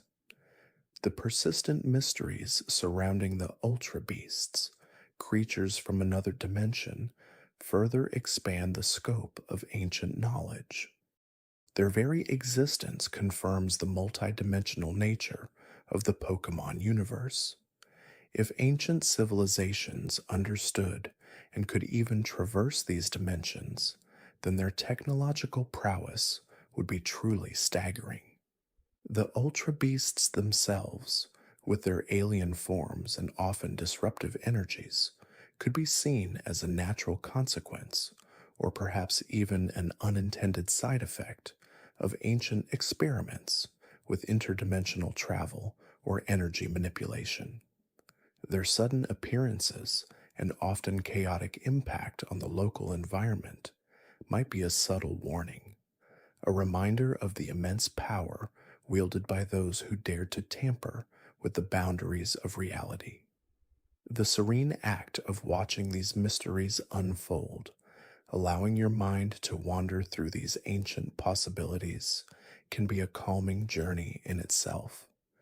The slow, gentle unraveling of this intricate theories, like the soft ebb and flow of tides, can guide you towards a state of deep relaxation. The world of Pokemon, in its quiet profundity, offers not just adventure and companionship, but also a boundless tapestry of wonders, waiting to be explored by the curious mind, even as it drifts towards slumber. Each whispered theory, each imagined possibility, adds another thread to this intricate tapestry, painting a picture of a world far richer and more mysterious than it appears on the surface. Allow these thoughts to gently settle, like dust motes in the stillness of a quiet room, as the world outside fades and the inner landscape of dreams begins to bloom. The gentle pull of sleep, like a quiet current, carries you deeper into this world of ancient wonders, where the lines between legend and truth softly blur. The subtle interplay of light and shadow across ancient ruins, the silent echoes of forgotten civilizations, all whisper tales of a time when the veil between dimensions might have been thinner, when the understanding of the universe's fundamental forces was perhaps more intuitive, less reliant on the rigid structures of modern science. Consider the concept of mega evolution, a phenomenon that allows certain Pokemon to temporarily achieve a more powerful form. This transformation is triggered by a close bond between trainer and Pokemon and the presence of specific megastones. But what are these megastones? They aren't simply minerals. They possess an inherent energy that resonates with particular Pokemon. This resonance, this almost mystical connection, feels like an echo of ancient practices. Could these stones be remnants of a lost technology designed to amplify and channel the latent power within Pokemon? Or are they naturally occurring phenomena imbued with the Earth's own spiritual or energetic essence, discovered and then utilized by ancient peoples who possessed a deeper understanding of these subtle energies? The very idea of a bond being a catalyst for such a profound transformation suggests a non material component to power, a spiritual or emotional energy that transcends physical limitations. Perhaps the ancients understood this better than we do, recognizing that the emotional connection, the trust and love between a trainer and their Pokemon, wasn't just a sentimental notion, but a tangible, quantifiable force that could unlock incredible potential. This concept of emotional energy manifesting physically is a recurring motif in the Pokemon world, from the benevolent influence of legendary Pokemon who protect natural environments to the destructive power of human greed and anger. The balance of these energies, the delicate equilibrium between compassion and conflict, often dictates the fate of entire regions. And what of the Z moves, those incredibly powerful, once per battle attacks that require a synchronized dance and a special Z ring and Z crystal? Like Mega Evolution, Z moves are predicated on a deep bond and a specific item. The Z crystals, much like Megastones, seem to be energy conduits, but ones that channel a different, perhaps even more primal, form of energy. The elaborate dance movements associated with Z moves could be interpreted as a form of ritual, a physical manifestation of intent, designed to focus and amplify the trainer's and Pokemon's combined willpower. Ancient cultures often employed ritualistic movements and incantations to invoke powerful forces, and the Z moves might be a modern echo of such practices. The very name Z move suggests a finality, an ultimate expression of power, hinting at a deep well of energy that lies dormant within both Pokemon and their human companions, waiting for the right conditions to be unleashed. The legendary Pokemon, those beings of immense power and often cosmic significance, also offer profound insights into the ancient world. Many legendary Pokemon are deeply intertwined with creation myths, natural phenomena, and the very fabric of existence. Arceus, for instance, is said to have shaped the universe with its 1,000 arms, an almost unfathomably powerful entity. The existence of such a being, a literal creator deity within the Pokemon universe, suggests a philosophical and theological depth that extends far beyond a simple narrative. If ancient civilizations acknowledged and perhaps even interacted with such beings, their understanding of the cosmos would have been vastly different from our own. Their monuments, their art, their philosophies might have been infused with this cosmic awareness, reflecting a reverence for the fundamental forces of reality.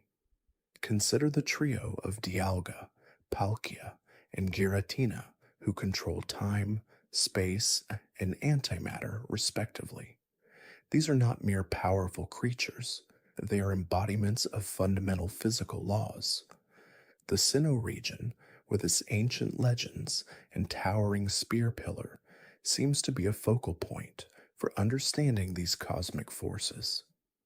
The ruins scattered across Sinnoh speak of a time when these legendary Pokémon were not just worshipped, but perhaps even understood on a foundational level by ancient peoples. Did they possess instruments or knowledge that allowed them to perceive and even subtly influence the very fabric of time and space?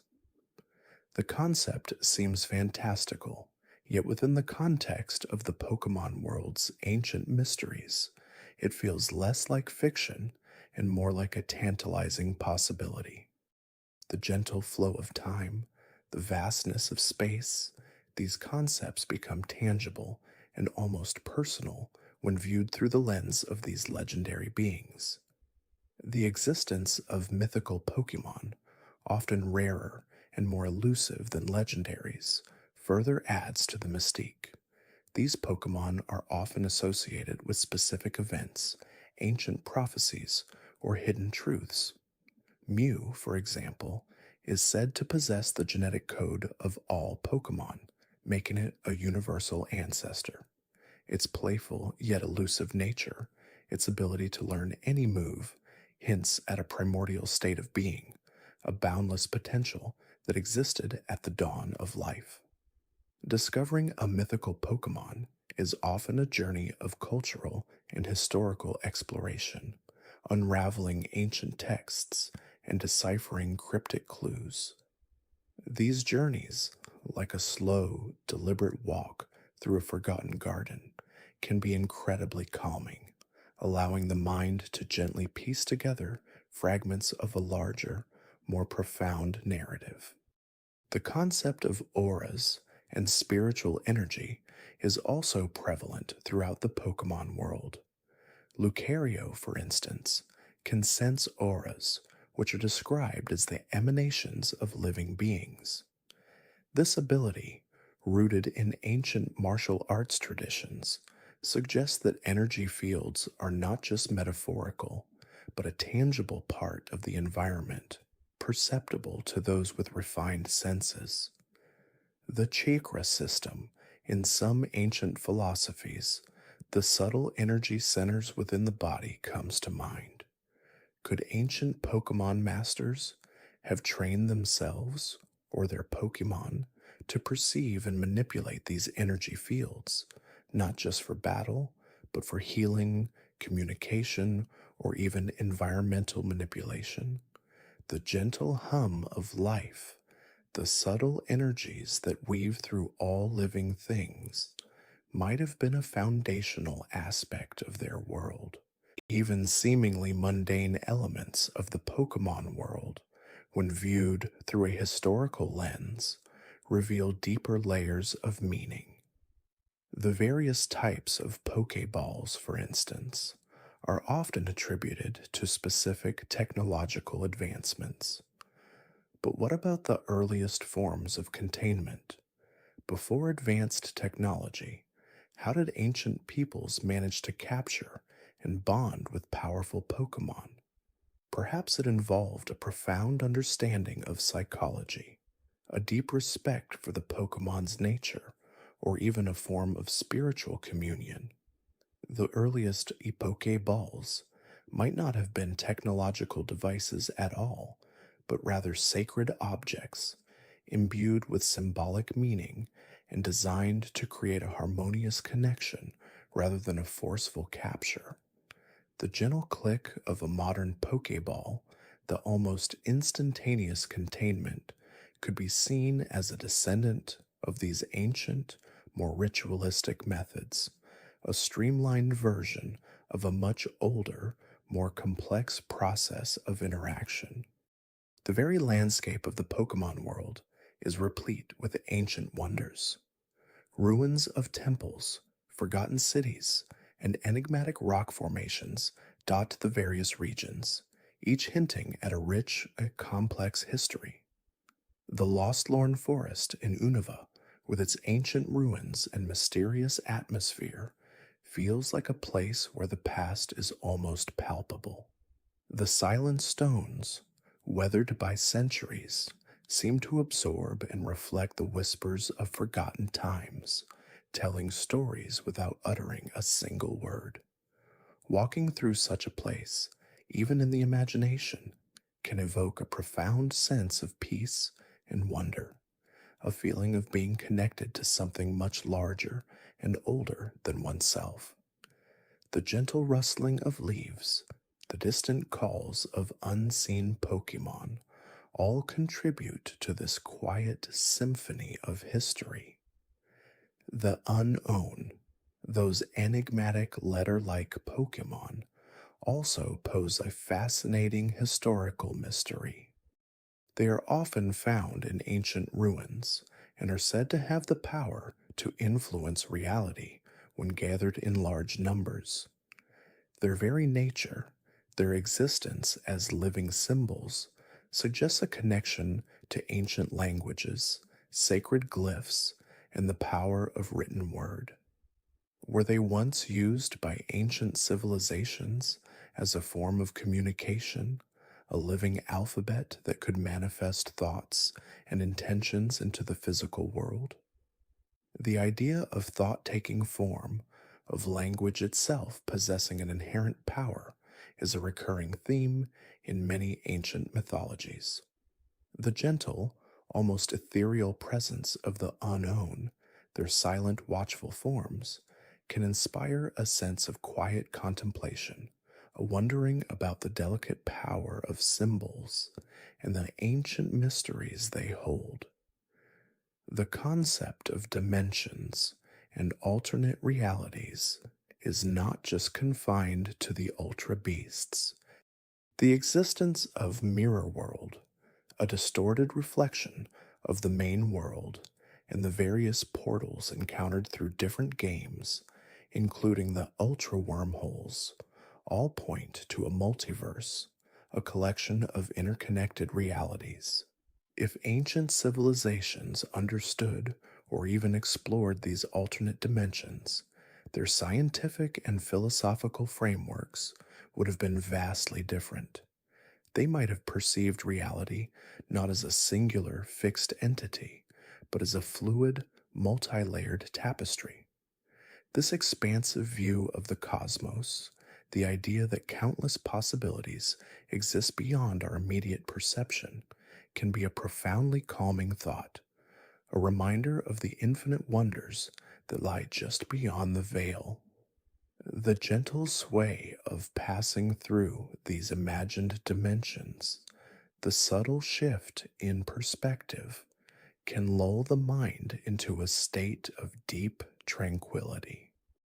The quiet, persistent presence of these ancient mysteries, these whispers from a forgotten age, serves as a gentle reminder that the world of Pokémon is not just a collection of creatures and battles, but a richly textured universe imbued with a profound sense of history and wonder.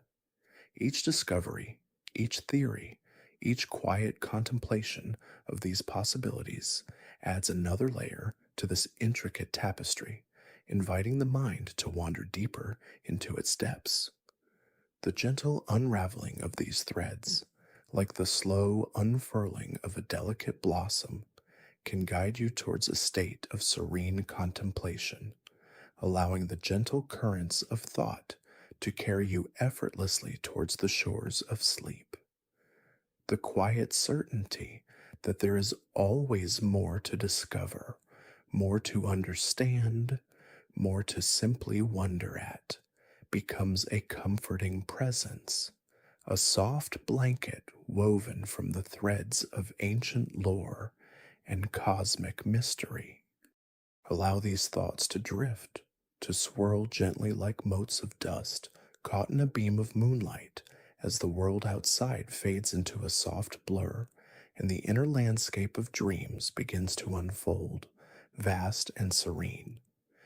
The subtle hum of ancient knowledge, the quiet pulse of forgotten powers, accompanies you on this gentle descent into peaceful slumber. The very notion of the Pokémon themselves, their incredible diversity and unique abilities, speaks to a boundless creativity, a natural artistry that permeates this world. Consider the phenomenon of evolution, not merely as a change in form, but as a profound transformation, a journey of growth and adaptation. It is a slow, methodical process, often triggered by specific conditions or by the deep bond shared with a trainer. This process mirrors the natural world's own intricate dance of life and change, but in Pokemon, it is often imbued with a sense of wonder, a sudden blossoming of potential. The gentle glow that often accompanies an evolution, the shimmering light that envelops a Pokemon as it transitions into a new form, is a visual metaphor for this profound internal shift. It's a reminder that even the smallest creature holds within it the capacity for incredible development, for a metamorphosis that transcends its initial appearance. Think of the evolutions, for instance, a particularly elegant example of this evolutionary diversity. Eevee, with its unassuming charm, possesses an extraordinary genetic makeup, allowing it to adapt to various environmental stimuli and evolve into 8 distinct forms, each with its own elemental affinity and unique characteristics. The mere presence of a specific evolutionary stone, the warmth of friendship, the passage of day or night in a particular environment, these subtle influences guide Eevee's transformation. This quiet interplay between environment, emotion, and genetic predisposition is a delicate ballet of biological possibility. It suggests that even minor shifts in one's surroundings or relationships can lead to profound and beautiful changes within. This concept, applied to the natural world, evokes a sense of deep interconnectedness, where every element plays a role in shaping the destiny of another. The gentle ripple effect of these interactions, like a stone dropped into a still pond, extends far beyond the immediate moment, shaping the future in subtle yet powerful ways. And beyond the individual Pokémon, there are the ecosystems themselves, the intricate webs of life that sustain them. From the sun-drenched beaches of Alola to the snow-capped peaks of Sinnoh, each region boasts a unique collection of habitats, each supporting a distinct array of Pokémon. The balance within these ecosystems is often delicate, a testament to the intricate dance of predator and prey, of symbiosis and competition. The quiet rustle of leaves in a forest, the distant cry of a bird Pokémon, the gentle lapping of waves against a shoreline, these are the sounds of life in harmony, a symphony of existence playing out in countless variations. The subtle shifts in climate, the changing seasons, all contribute to this ongoing drama, shaping the lives of the Pokémon and the environments they inhabit. It's a grand, silent opera played out on a canvas of immense natural beauty, a testament to the enduring power of creation and adaptation. Consider the legends surrounding these ecosystems, the myths that explain their origins, or the powerful Pokémon believed to safeguard their delicate balance. For example, the tales of Groudon and Kyogre, ancient titans whose clashes created the very land and sea, speak to a primal force of nature, an almost geological scale of power. Their slumber beneath the earth and within the ocean depths is a testament to the immense power that lies dormant, awaiting the right conditions to awaken. The concept of these forces being personified, given shape and will, reflects ancient human attempts to understand and explain the overwhelming power of the natural world. It's a way of giving narrative to the inexplicable, of finding meaning in the vast, indifferent forces that shape our existence. The serene understanding that these powerful beings, though capable of immense destruction, also contribute to the world's very formation, offers a sense of balanced grandeur. Their powerful presence, even in slumber, is a quiet reminder of the deep, powerful currents that flow beneath the surface of the world, shaping it in ways we may not always perceive. Then there are the more subtle, almost magical elements that permeate the world of Pokémon. Consider the phenomenon of held items, objects that, when carried by a Pokémon, grant them specific advantages or enhance their abilities. These aren't just trinkets, they are imbued with a quiet power, a resonance that amplifies the Pokémon's inherent strengths. A scope lens might subtly sharpen a Pokémon's focus, allowing for more precise attacks, while a leftovers might provide a gentle, continuous healing, a quiet replenishment of energy. It's a subtle form of enchantment, a way in which the tangible world can interact with and influence the more ethereal aspects of a Pokémon's being. This idea of objects holding intrinsic power, of being infused with a subtle magical essence, is a theme that echoes throughout many ancient folklore traditions. It suggests a world where everything, even the smallest stone or leaf, could potentially hold a hidden significance, a quiet potency waiting to be discovered. The very concept of type weaknesses and resistances speaks to a natural order, a system of checks and balances where no single power is absolute. Fire quenches grass, water douses fire, and so on, creating a continuous cycle of strengths and vulnerabilities. This delicate interplay prevents any one element from dominating completely, fostering a dynamic equilibrium within the ecosystem of battles and abilities. It's a subtle reminder of the interconnectedness of all things, how even seemingly opposing forces are ultimately part of a larger, harmonious system. The elegant simplicity of this system, its intuitive logic, can be deeply satisfying to contemplate, a quiet testament to the underlying order of the world. And what of the human element in this world? Trainers, researchers, breeders, coordinators, each playing a vital role in interacting with and understanding Pokémon. The bond between a trainer and their Pokémon is often depicted as a profound connection, a shared journey of growth and mutual respect. It's not merely about catching and battling, but about understanding, communicating, and working together towards a common goal. This deep, unspoken understanding, this telepathic link that often develops between a trainer and their Pokémon, is a beautiful representation of empathy and companionship.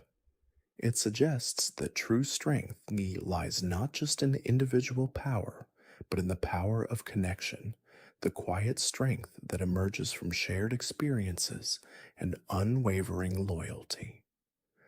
The gentle rhythm of a long journey, the shared meals, the quiet moments of rest and contemplation all contribute to the deepening of this bond, a bond that transcends species and language.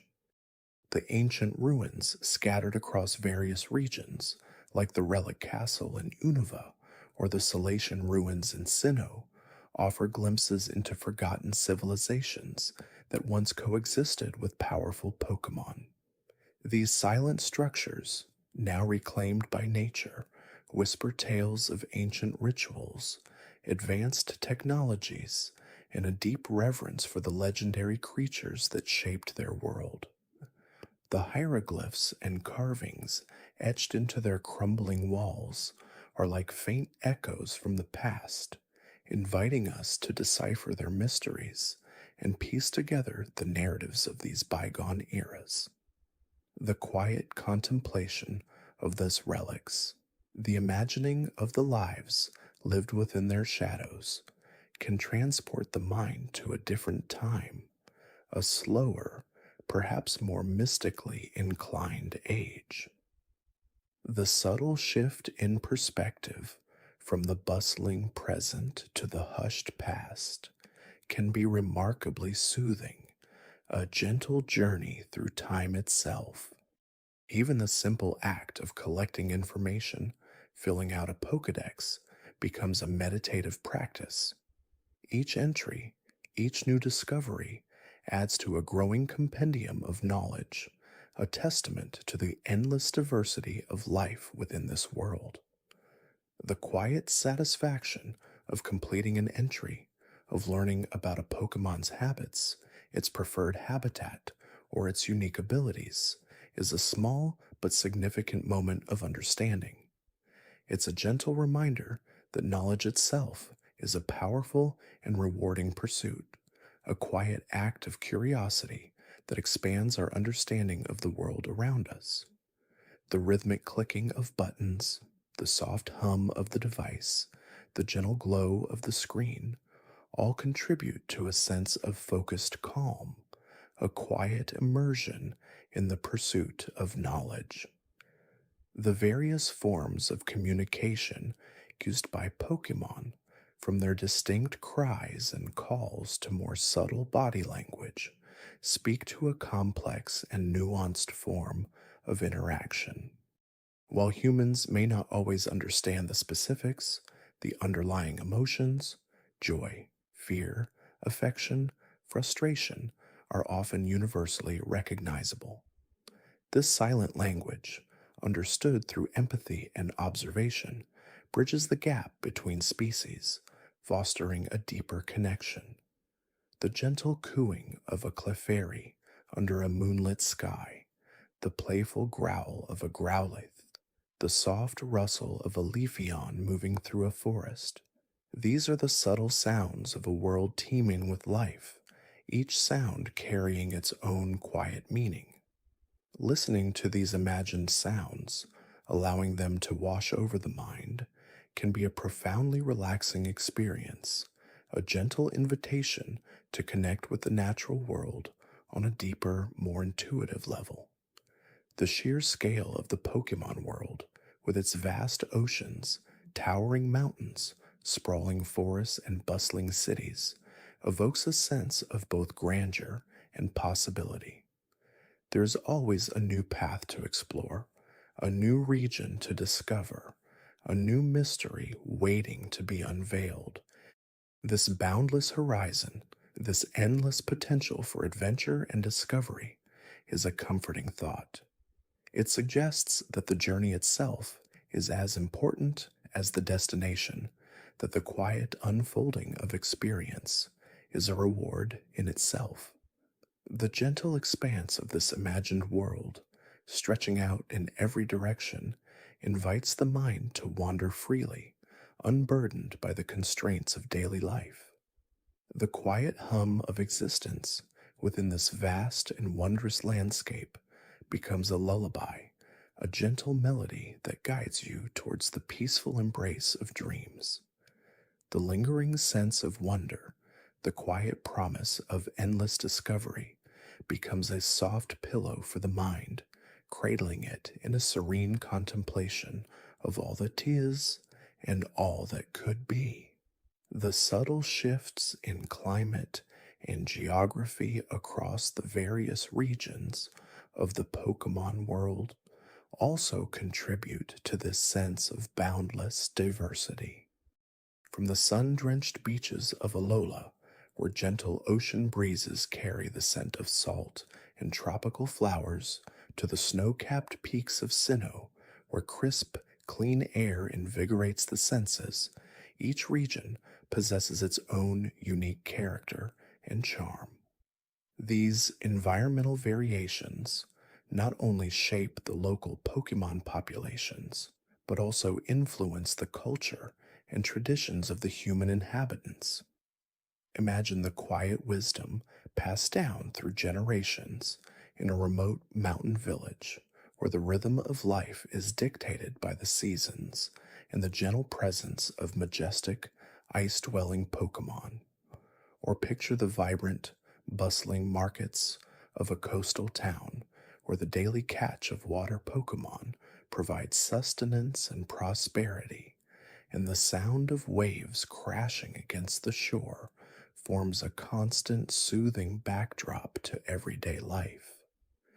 Consider the intricate ecosystems that flourish within these diverse landscapes, the delicate balance maintained between predator and prey, the symbiotic relationships between different species of Pokemon and their environment, all speak to a deeply interconnected natural world.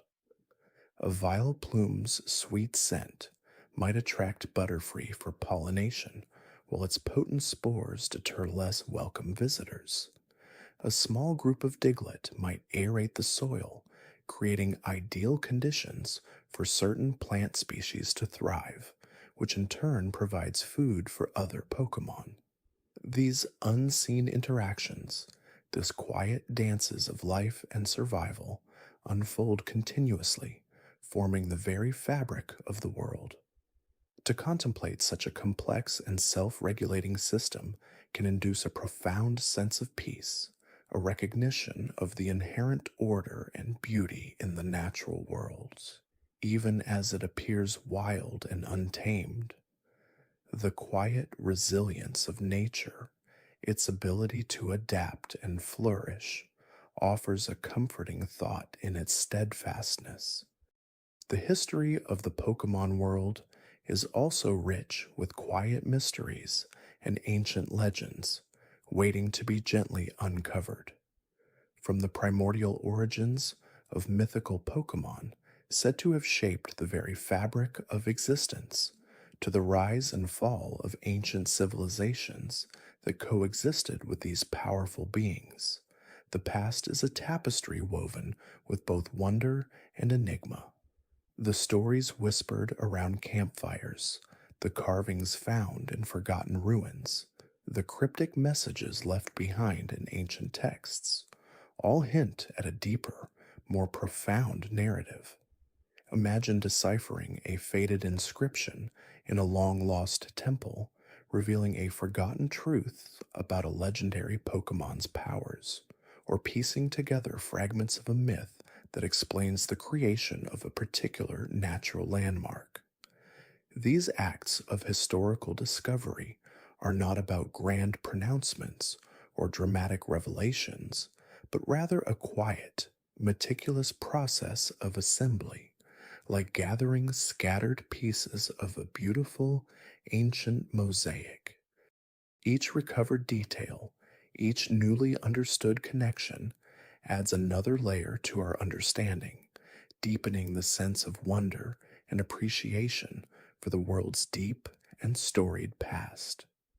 The slow unfolding of history, the quiet whispers from bygone eras, can be a soothing balm for the restless mind, grounding it in the slow, deliberate march of time. Even the process of evolution, a fundamental aspect of Pokemon, holds a quiet, transformative beauty. It's not just about a sudden burst of power or a change in appearance, but a gradual unfolding of potential, a response to environmental pressures, or a deepening bond with a trainer.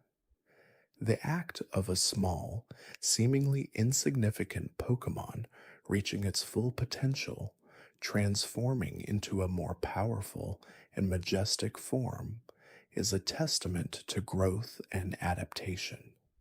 Consider the journey of a tiny Magikarp seemingly helpless, yet possessing the latent ability to evolve into the formidable Gyarados.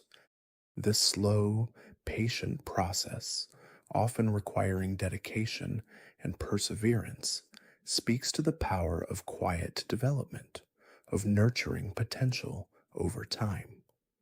It's a gentle reminder that even the smallest beginnings can lead to magnificent outcomes, a comforting thought that encourages patience and faith in gradual progress.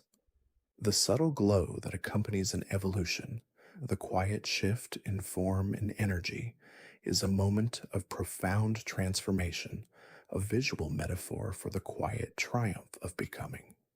The concept of hidden abilities, unique traits that some Pokemon possess but which are not immediately obvious, also adds a layer of quiet intrigue. These abilities, often only revealed through careful observation or specific circumstances, are like secret strengths waiting to be discovered. A Pokemon that seems ordinary might possess a hidden ability that makes it exceptionally powerful in battle or uniquely suited to a particular task. This idea of hidden potential, of unseen depths, is a comforting thought, suggesting that there is always more to discover, even in the familiar. It encourages a deeper look, a more thoughtful approach, and a quiet appreciation for the nuances that lie beneath the surface. The gentle satisfaction of uncovering a hidden ability, of understanding a Pokemon on a deeper level, is a quiet reward for attentive engagement with the world. Even the seemingly mundane tasks within the Pokemon world, like tending to a garden of berries, can be deeply calming. The gentle act of planting seeds, watering them, and watching them slowly grow and ripen connects one to the rhythms of nature. The quiet rustle of leaves as a gentle breeze passes through the berry bushes, the subtle scent of blooming flowers, the anticipation of a bountiful harvest. These are small, yet profound moments of peace. The careful selection of the right soil, the understanding of each berry's unique growing conditions, the patience required for nature to take its course, all contribute to a sense of mindful engagement. This quiet cultivation, this nurturing of life, is a deeply satisfying and grounding experience, a gentle reminder of the simple joys found in tending to the earth. The act of fishing, a common pastime in the Pokemon world, also embodies this quiet contemplation. The gentle cast of the rod, the patient wait for a bite, the subtle tug on the line, these are moments of focused calm. The rhythmic lapping of water against the shore, the distant cries of water-dwelling Pokemon, the soft glow of the sun on the water's surface, all contribute to a serene atmosphere. It's not just about catching a Pokemon, it's about the process itself, the quiet communion with nature, the gentle art of observation and anticipation. The successful reel-in of a Pokemon, whether common or rare, is a quiet triumph, a small victory earned through patience and skill. This slow, meditative activity is a perfect way to quiet the mind, allowing thoughts to drift like the gentle currents of the water.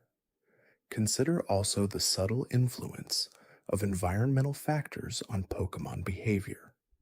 A rain shower might cause certain grass-type Pokemon to become more vibrant and active, while a harsh sun might drive others to seek shade.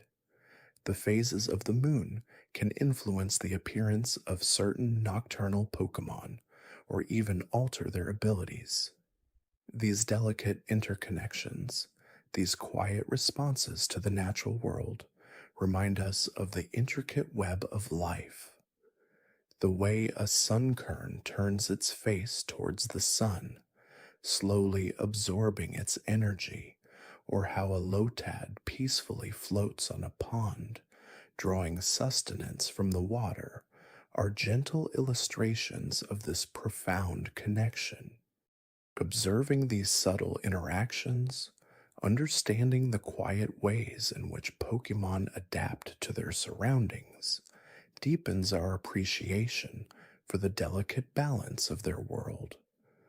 The various forms of transportation within the Pokemon world, from the gentle glide of a Skarmory through the air to the steady trot of a Rapidash across open plains, also contribute to a sense of peaceful movement. Imagine the quiet rush of wind as you soar above a sprawling forest, the world unfolding beneath you like a vast green tapestry. Or picture the rhythmic thud of hooves on soft earth as you journey through a peaceful meadow, the scent of wildflowers filling the air. These modes of travel are not just about reaching a destination.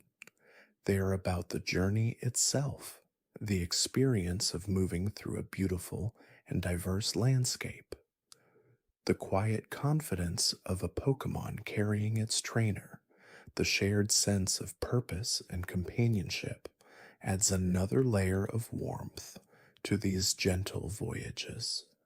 Even the quiet act of organizing one's items and Pokemon in the PC system can be strangely comforting. The methodical sorting of Pokeballs, the careful arrangement of berries and healing items, the gentle transfer of Pokemon between boxes, these are small, repetitive actions that can induce a sense of order and control. The soft whir of the computer, the gentle click of the mouse, the visual satisfaction of a well-organized inventory, all contribute to a feeling of calm efficiency. It's a quiet moment of preparation, a mental tidying up that allows for a clearer focus on the adventures ahead. This gentle routine, this quiet act of stewardship, is a subtle reminder of the small satisfactions found in maintaining order and readiness. The concept of friendship and bonding with Pokemon, a central theme in their world, is perhaps the most deeply calming aspect of all. The quiet trust that develops between a trainer and their Pokemon, nurtured through shared experiences, battles, and moments of simple companionship, is a powerful and enduring connection. The gentle nuzzle of a loyal Arcanine, the playful leap of a joyous Pikachu, the comforting presence of a sleeping Snorlax, these are expressions of an unconditional bond that transcends species. This quiet, unspoken understanding, this mutual respect and affection, speaks to the power of empathy and connection. It's a gentle reminder that true strength lies not just in power, but in the bonds we forge and the love we share. The quiet moments of companionship, the shared silences, the gentle gestures of affection are the true heart of this world, offering a profound sense of belonging and peace. This deep connection, this quiet, unwavering loyalty, acts as a gentle anchor for the soul, providing comfort and reassurance in a world full of wonders. The serene contemplation of these bonds, the imagined warmth of these friendships, can lull the mind into a state of profound tranquility, a gentle embrace of peace and understanding. The gentle hum of the Pokeball as it rests in your hand, a silent promise of adventure and companionship, also carries a comforting resonance. Each sphere, a miniature world for a powerful creature, represents not just a capture, but a commitment, a bond forged in the wild and nurtured through shared experiences. The distinct designs, some ornate, some simple, each tell a subtle story of technology and purpose. The quiet click as it opens, the brief flash of light, and the subsequent appearance of a beloved Pokémon is a small, reassuring ritual. It's a moment of wonder, a miniature miracle unfolding in the palm of your hand, a constant reminder of the incredible life forms that share this world. The subtle glow of the capture device, the soft whirring as it recalibrates after a successful acquisition, all contribute to a feeling of gentle progress and accomplishment. Consider the gentle artistry found within the various regions, each a meticulously crafted ecosystem with its own unique flora and fauna, its own distinct architectural styles, and its own prevailing atmosphere. The pastoral charm of Kanto, with its rolling hills and familiar towns, offers a sense of homecoming, a comforting familiarity. The rugged beauty of Johto, steeped in tradition and ancient lore, invites a quiet reverence for history and the natural world. The vibrant diversity of Hoenn, with its volcanic plains and deep oceans, speaks to the boundless variety of life. The industrial elegance of Sinnoh, balanced with its mythological grandeur, presents a world of both innovation and ancient mystery. Unova's bustling metropolis and expansive natural reserves demonstrate the harmonious coexistence of urban development and untamed wilderness. Kalos, with its sophisticated culture and breathtaking landscapes, evokes a sense of refined beauty and artistic expression. Alola's tropical paradise, with its warm breezes and vibrant marine life, is a perpetual vacation for the senses.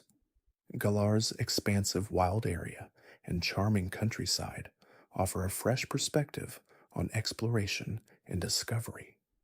Each region, in its own way, is a testament to the boundless creativity that underpins this expansive world, offering endless opportunities for quiet contemplation and gentle exploration. The subtle shift in ambient sound as you move from a bustling city to a quiet forest, the change in the quality of light as day turns to dusk, these are small details that contribute to the immersive and calming experience of simply existing within these diverse environments. Even the quieter, less dramatic aspects of Pokémon training, such as the methodical process of breeding, hold a subtle charm. The patient wait at the Pokémon daycare, the anticipation of an egg, and the eventual hatching of a new life are all gentle reminders of natural cycles and the wonder of creation. The careful selection of parents, the subtle understanding of genetic traits, the quiet hope for a strong and healthy offspring, these are all parts of a deliberate, almost meditative practice.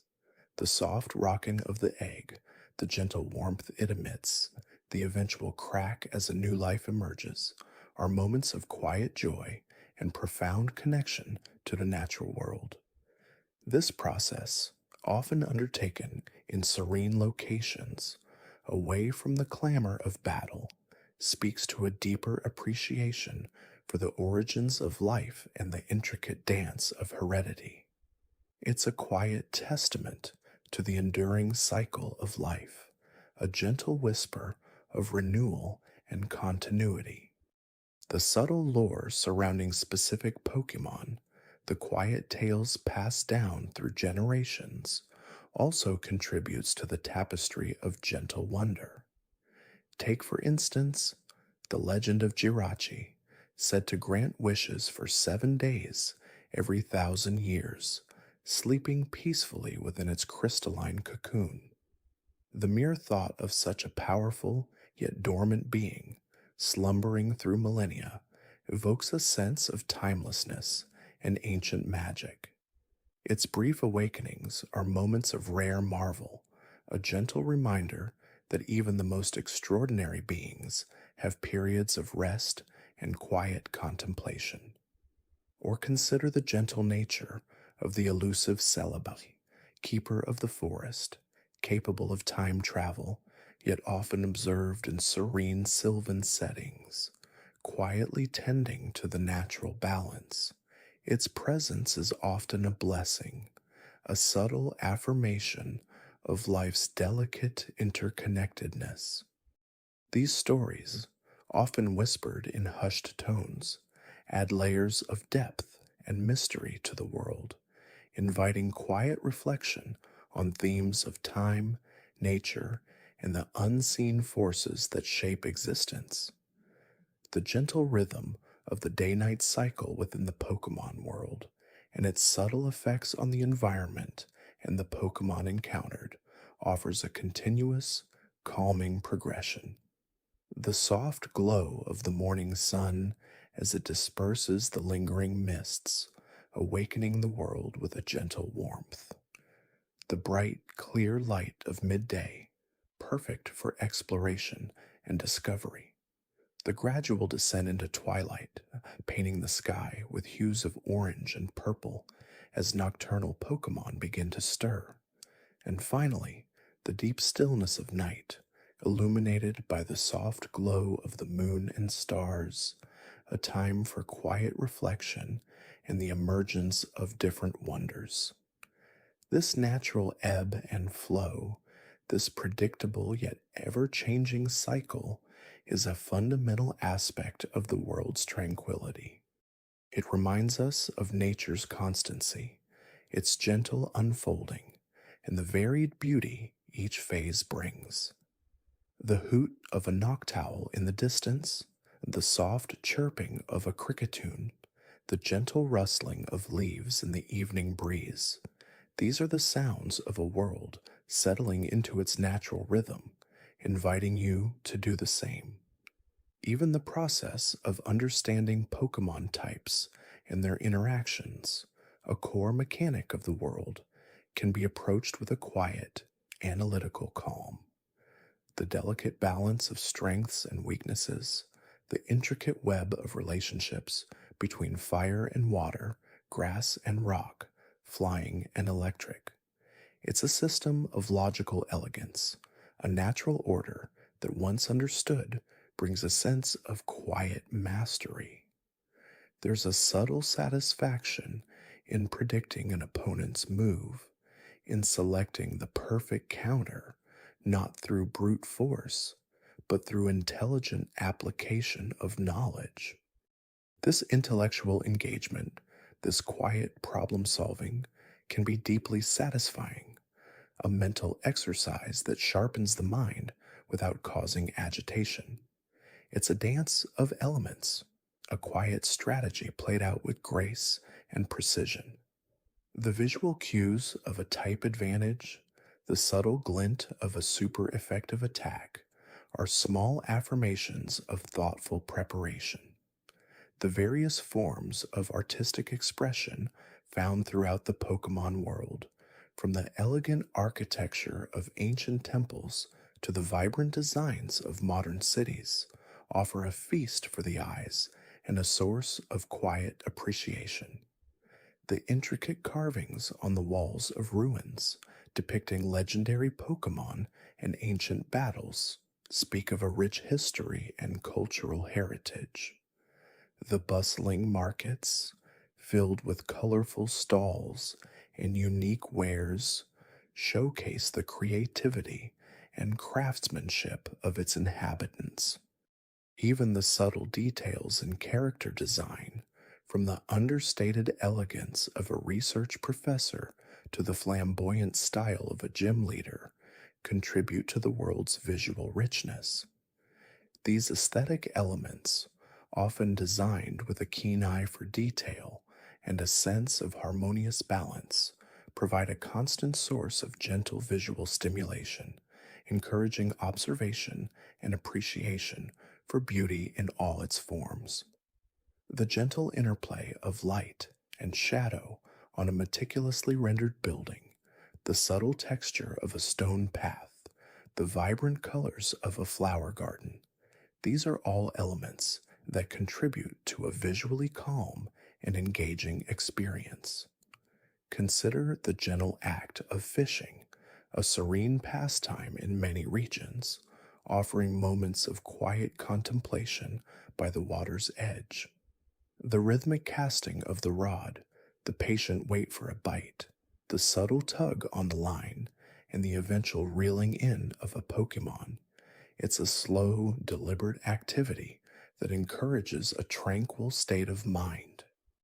The gentle lapping of the waves against the shore, the soft chirping of water-dwelling Pokémon, the warmth of the sun, or the cool embrace of twilight. These are the sensory details that accompany this peaceful pursuit. It's not about the thrill of the catch, but the quiet satisfaction of the process, the connection to the natural world, the simple pleasure of being still and observing. The gentle splash as the lure hits the water, the almost imperceptible tremor of a nibble, the small sensations are amplified in the quietude, bringing a heightened awareness to the present moment. The concept of Pokemon contests, while competitive, also possesses an underlying elegance and gentle artistry. Here, the focus shifts from battling prowess to beauty, grace, and performance. Trainers and their Pokemon collaborate to showcase their charm, coolness, cuteness, cleverness, or toughness through a series of carefully choreographed moves and dazzling displays. The gentle adornment of Pokemon with accessories, the selection of moves that complement aesthetic appeal, the quiet practice sessions to perfect a routine. These are all elements of a creative process. The applause of the audience, the gentle encouragement, the shared appreciation for artistry create an atmosphere of light-hearted celebration rather than intense rivalry. It's a testament to the multifaceted nature of Pokemon and their trainers, demonstrating that strength can also be expressed through beauty and harmony. The soft shimmer of a well-executed move, the gentle sway of a Pokemon in perfect rhythm, these are moments of aesthetic pleasure that soothe the mind. Even the subtle background music, often carefully composed to enhance the atmosphere of each location, plays a significant role in creating a calming experience. From the gentle, flowing melodies of a forest, echoing with the sounds of nature, to the calm, understated themes of a peaceful town, designed to evoke a sense of home and security. The music often blends seamlessly into the environment, becoming an almost subliminal presence that guides emotion without demanding attention. It's not about bombastic scores or dramatic crescendos, but about subtle harmonies, gentle rhythms, and melodies that drift in and out of consciousness, reinforcing the prevailing mood of tranquility. The quiet pluck of a harp, the sustained note of a flute, the gentle patter of a percussion, these are the elements that weave a sonic tapestry of peace, inviting the listener to relax and immerse themselves in the moment. The way a theme might softly transition as you enter a new area or gently fade as you pause to reflect creates a seamless and unjarring auditory experience. The serene contemplation of the vastness of the Pokemon world, a tapestry woven with countless stories, species, and landscapes, offers a profound sense of perspective. To consider the sheer diversity of life, from the smallest Joltik to the colossal Wailord, each playing its unique role in the ecosystem, is to embrace a sense of wonder at the intricate balance of nature. The quiet realization that there are always new discoveries to be made, new regions to explore, new Pokemon to encounter, provides a gentle sense of endless possibility. It's a world that continuously unfolds, revealing new layers of depth and beauty, inviting a quiet, lifelong journey of exploration and understanding. This boundless expanse, this endless potential for discovery, is a comforting thought, a gentle promise of continued enrichment and engagement. The quiet acceptance of this immense scale, this intricate design, can lead to a state of humble appreciation and profound calm, a reminder of the grand, interconnected web of life that gently surrounds us. The gentle hum of an active pokeball, a tiny self contained ecosystem, is another subtle wonder that often goes unremarked upon. Within its smooth, cool shell, a Pokemon rests, perhaps dreaming of open fields or a favorite berry. The technology itself, a marvel of miniaturization and energy manipulation, allows for the harmonious coexistence of human and Pokemon, enabling travel and companionship on an unprecedented scale. Imagine the intricate systems at play, the carefully regulated environment, the subtle energy fields that maintain a Pokemon's comfort and well being, all contained within an object that fits snugly in the palm of your hand. It speaks to a level of scientific advancement that is both practical and deeply respectful of life. The very act of recalling a Pokemon, a flash of red light, and a soft thump as it returns to its capsule, is a familiar comfort, a gentle ritual that signifies a moment of pause and rest for the creature within. Consider, too, the various methods of travel within the Pokemon world, each offering its own unique sensory experience.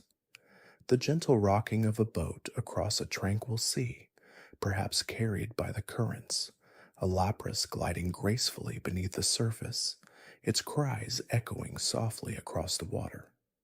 The rhythmic chugging of a train, the landscape blurring softly outside the window, a gentle sway, lulling one into a state of peaceful contemplation. Or the silent, soaring journey atop a majestic flying Pokemon, the wind whispering past your ears, the world spread out beneath you like a vast, vibrant tapestry. Each mode of transport is not merely a means to an end, but an experience in itself, an opportunity to observe the world from a different perspective, to feel the elements, and to appreciate the subtle changes in scenery as you move from one region to another. The quiet anticipation of arrival, the slow unfolding of a new vista, all contribute to a sense of unhurried progression, a gentle journey through a world that invites exploration rather than demanding haste. Even the quieter, less dramatic aspects of Pokemon life hold their own gentle charm. The simple act of preparing a Poffin or a Pokeblock, carefully selecting ingredients, mixing them with a gentle hand, and watching them bake into a delicious, nutritious treat. The subtle aromas that fill the air, the warmth of the oven, the anticipation of seeing a Pokemon's delight as it savors the snack. These are small, everyday pleasures that reinforce the bonds between trainer and companion. It's a mindful activity, requiring focus and a gentle touch, a quiet dedication to the well-being of another. This focus on nurturing, on providing comfort and sustenance, is a recurring theme within the Pokemon world, a gentle reminder of the responsibilities and joys that come with caring for living creatures. The various types of Pokemon, too, each contribute to this tapestry of calm and wonder. The serene beauty of water-type Pokemon, gliding effortlessly through lakes and oceans, their movements fluid and graceful, their calls often soft and melodic, echoing through the depths. The quiet strength of grass-type Pokémon, rooted deeply in the earth, drawing sustenance from sunlight and soil, their leaves rustling gently in the breeze, exuding an aura of natural peace and growth. Even the often misunderstood ghost-type Pokémon, with their ethereal forms and mysterious movements, can evoke a sense of quiet wonder, a connection to the unseen, a gentle reminder of the delicate veil between worlds. Their presence, though sometimes unsettling, can also be deeply fascinating, prompting quiet contemplation on the nature of existence and the subtle energies that permeate the world. It's a world where every creature, regardless of its perceived nature, has a place, a purpose, and a unique way of interacting with its environment, contributing to the overall harmony of the ecosystem. Consider the gentle cycles of day and night within the Pokemon world, each bringing its own unique atmosphere and array of creatures. The soft glow of dawn painting the sky in hues of orange and pink as waking Pokemon begin their day, their gentle chirps and rustles filling the air. The bright, clear light of midday, under which many Pokemon bask and play, their energies vibrant yet never overwhelming.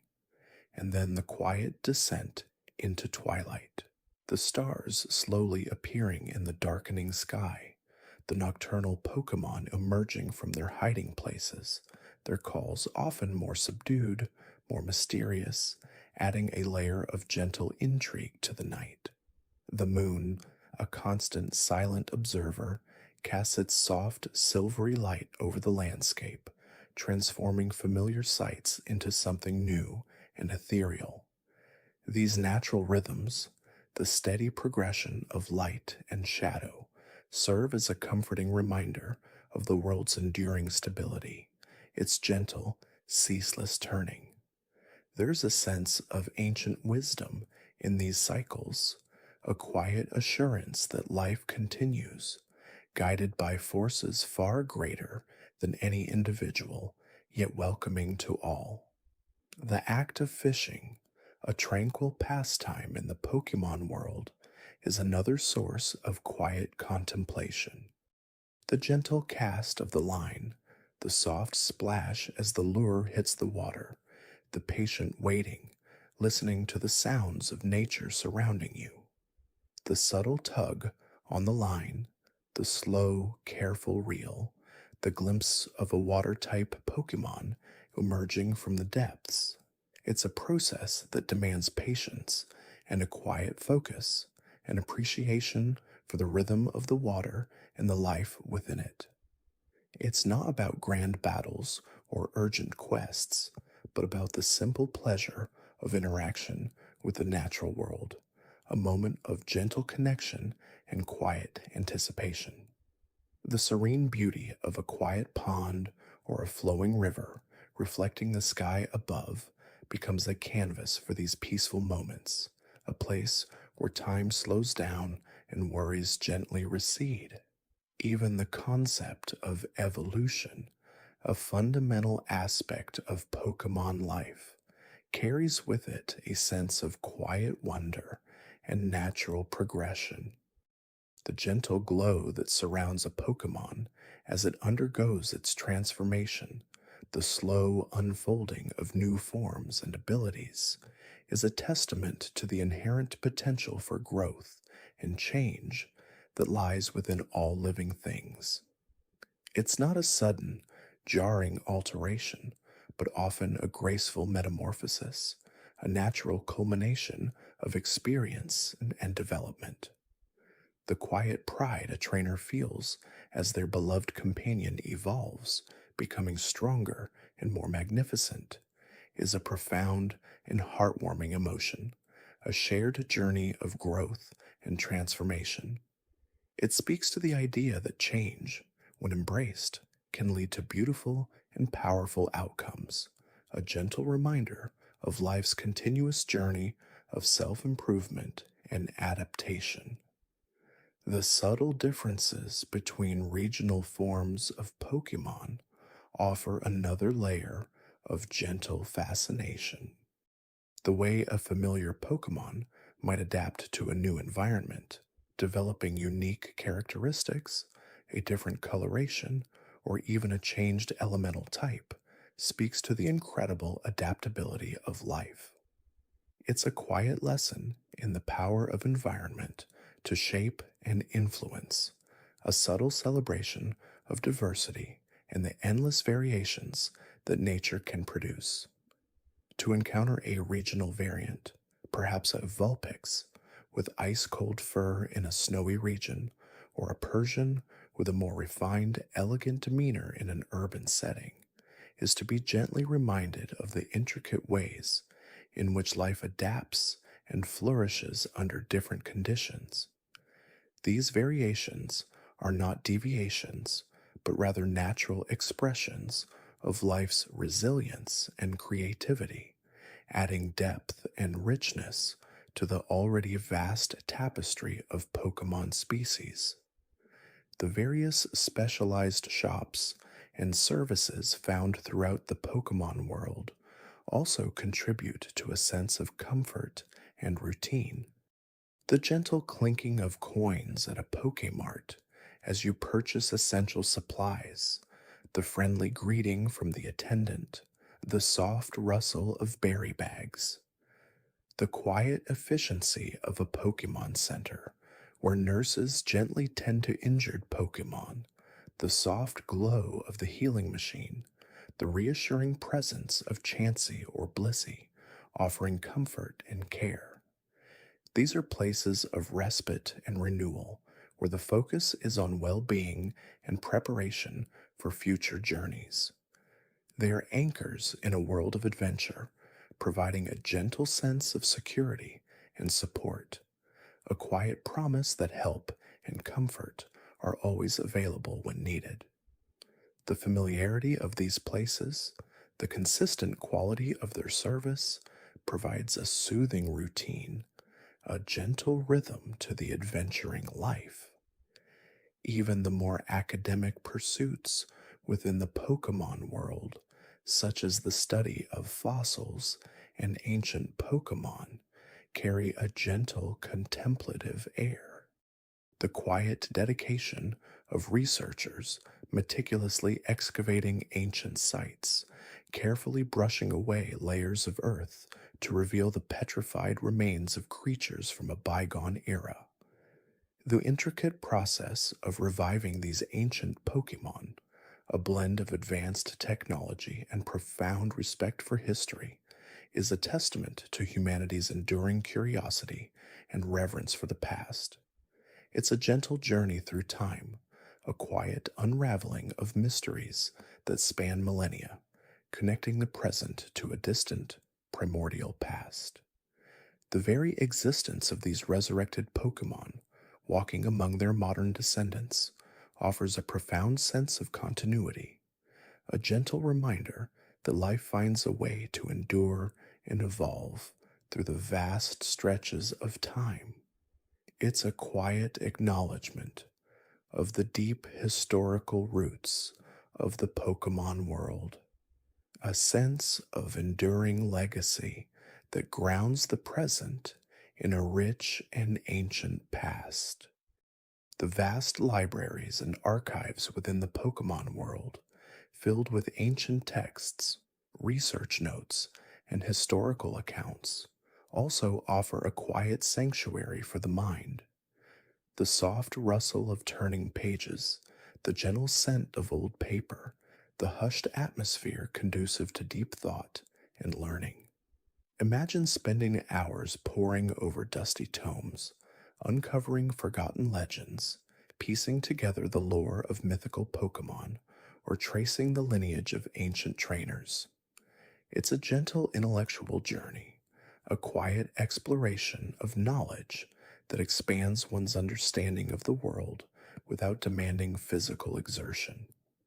The pursuit of knowledge in this context is a calming endeavor, a slow and deliberate absorption of information that enriches the mind and fosters a deeper appreciation for the complex history and interconnectedness of everything. The very concept of a Pokédex, a comprehensive digital encyclopedia of all known Pokémon, is a testament to this gentle pursuit of knowledge. The quiet satisfaction of encountering a new species, observing its behaviors, and recording its data, contributing to a collective understanding of the world's inhabitants.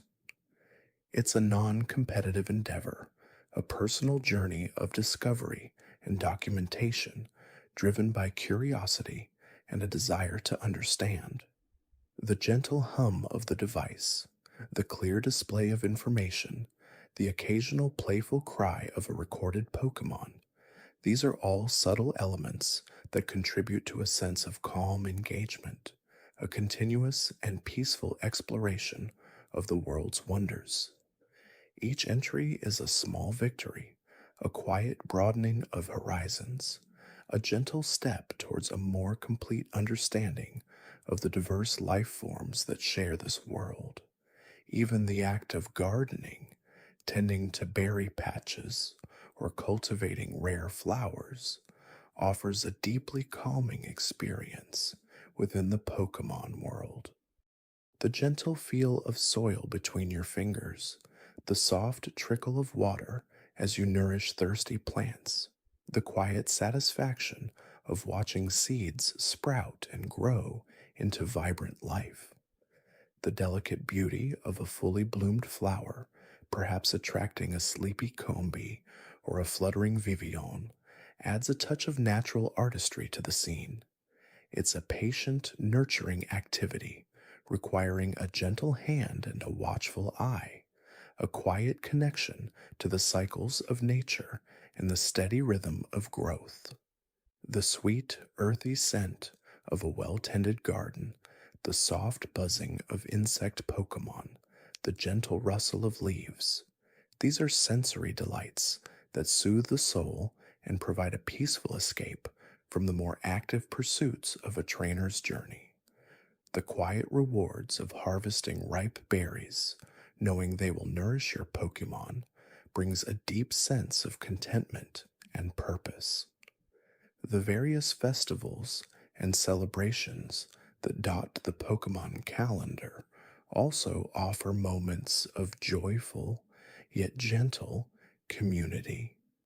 The soft glow of lanterns illuminating a night market, the distant muffled sounds of traditional music, the quiet murmur of happy conversations, the shared delight in observing a special Pokémon display, perhaps a synchronized dance of Lilligant or the sparkling flight of a Swablu flock.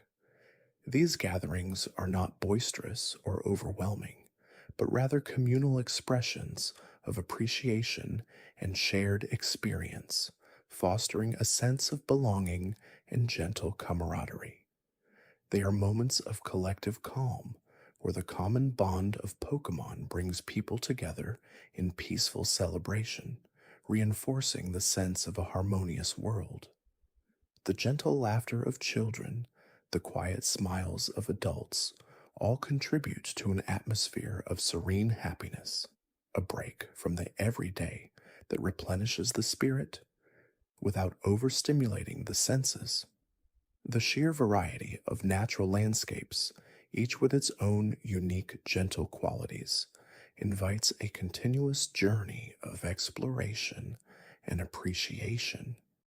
The quiet majesty of towering mountains, their peaks often shrouded in soft mist, the distant calls of bird Pokémon echoing in the crisp air, the serene expanse of a vast desert, the subtle shifting of sand dunes under the gentle breeze, the quiet resilience of desert-dwelling Pokémon adapting to their harsh environment, the tranquil beauty of a sprawling forest, sunlight filtering gently through the canopy, illuminating patches of moss and wildflowers, the soft rustle of leaves underfoot.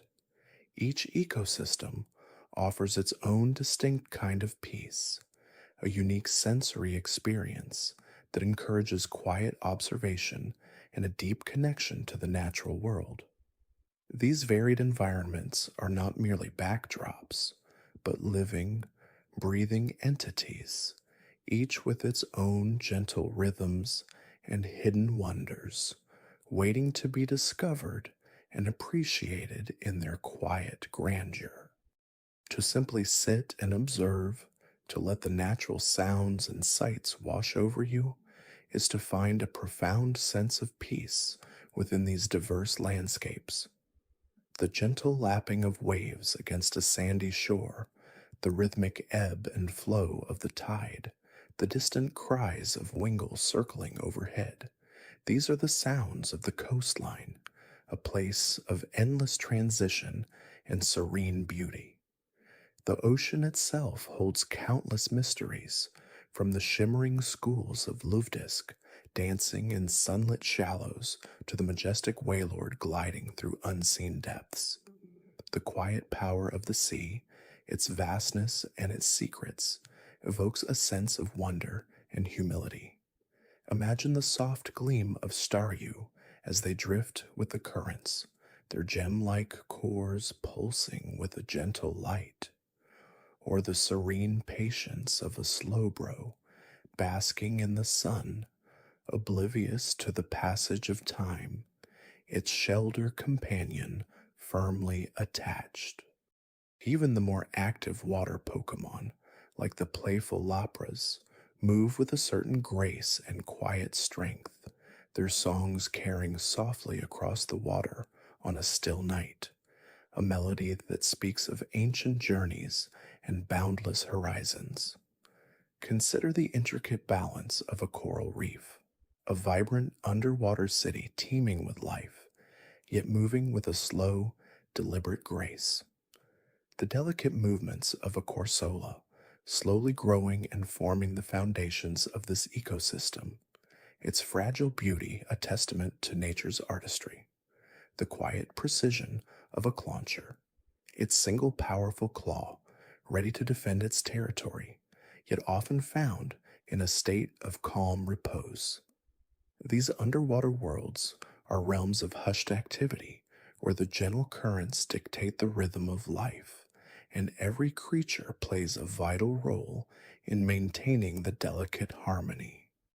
The way light filters through the water, creating shifting patterns on the sandy bottom, adds to the dreamlike quality of these environments, inviting a deep sense of calm and contemplation.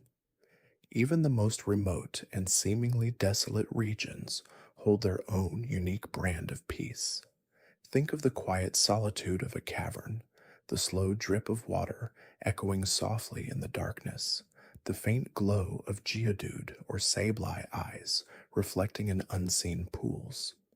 These subterranean worlds, often overlooked, offer a sanctuary from the outside, a place where time seems to slow down and the ancient geology of the world reveals itself in subtle, powerful ways.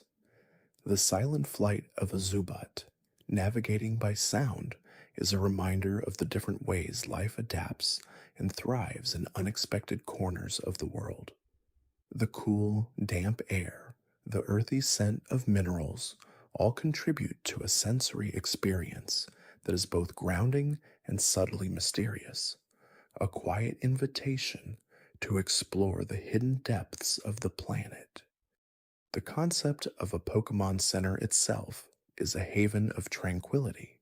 The soft, comforting glow of the healing machine, the gentle hum of its operation, the reassuring presence of Nurse Joy. It is a place dedicated to restoration and care, where weary trainers and their Pokemon find respite and rejuvenation. The quiet murmur of conversation, the rustle of a potion bottle, the soft click of a Pokeball being placed into the healing slot. These are the subtle sounds of a place focused on wellness.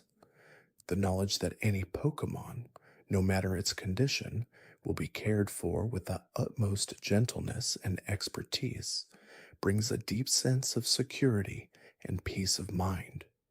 It is a fundamental pillar of the Pokemon world, a symbol of compassion and the universal desire to heal and protect. The act of Pokemon breeding, while often seen as a strategic endeavor, also carries a profound sense of quiet wonder. The anticipation of an egg hatching, the gentle rocking back and forth until the soft glow emanates and a new life emerges. The innocence and vulnerability of a newly hatched Pokemon, its small cries a delicate sound, is a powerful reminder of the continuous cycle of life. The careful nurturing of an infant Pokemon, feeding it, playing with it gently, watching it take its first wobbly steps, these are moments of quiet connection and immense satisfaction. It is a process that demands patience and tenderness, fostering a deep bond between trainer and Pokemon from the very beginning, built on trust and a shared journey of growth. The quiet vigil over an incubating egg, the soft warmth it emits, the hopeful expectation that fills the air. These are the subtle joys of creation and continuation. Even the competitive aspects of Pokemon battling, when observed from a distance, can reveal moments of quiet contemplation. The strategic pause before a move, the trainer assessing the situation, the Pokemon awaiting instructions with silent readiness. The elegant movements of a Pokemon executing a well-rehearsed attack, the subtle shift of its stance, the focused intensity in its eyes. These are not always about brute force, but often about precision and grace. The quiet respect between trainers after a well-fought battle, the handshake, the mutual appreciation for skill and effort speaks to a deeper sportsmanship that transcends mere victory or defeat. It is a testament to the shared passion for Pokemon and the understanding that growth comes not only from winning, but also from learning and adapting in the face of challenges. The very act of collecting and cataloging Pokemon, the filling of a Pokédex, while an ambitious undertaking, can also be a meditative pursuit. The quiet thrill of encountering a new species, observing its unique characteristics, noting its habitat and behaviors. The careful documentation of the gentle click of the Pokédex as it records new data, the soft hum of its internal mechanisms. It is a systematic exploration of the natural world, a way of understanding the immense biodiversity that exists within the Pokemon universe. Each new entry is a small victory, a piece of a larger puzzle, contributing to a comprehensive understanding of these fascinating creatures. The quiet satisfaction of seeing a completed regional Pokédex, a testament to countless hours of patient observation and gentle interaction, is a profound sense of accomplishment. The quiet moments of training, away from the spectacle of battles, are equally significant. The repetitive practice of a move until it becomes second nature, the gentle encouragement from a trainer, the subtle nod of understanding between them. A Pokemon practicing its agility by weaving through a small obstacle course, its movements becoming ever more fluid and precise.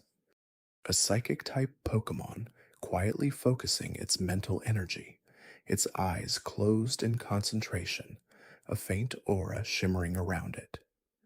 These are the building blocks of strength and skill, forged in quiet determination and mutual trust. The silent communication that develops between a trainer and their Pokemon, an understanding that transcends words, is a beautiful and powerful thing, a testament to their deep bond. The gentle progression of seasons, each bringing its own unique atmosphere, and Pokémon offers a continuous cycle of change and quiet beauty.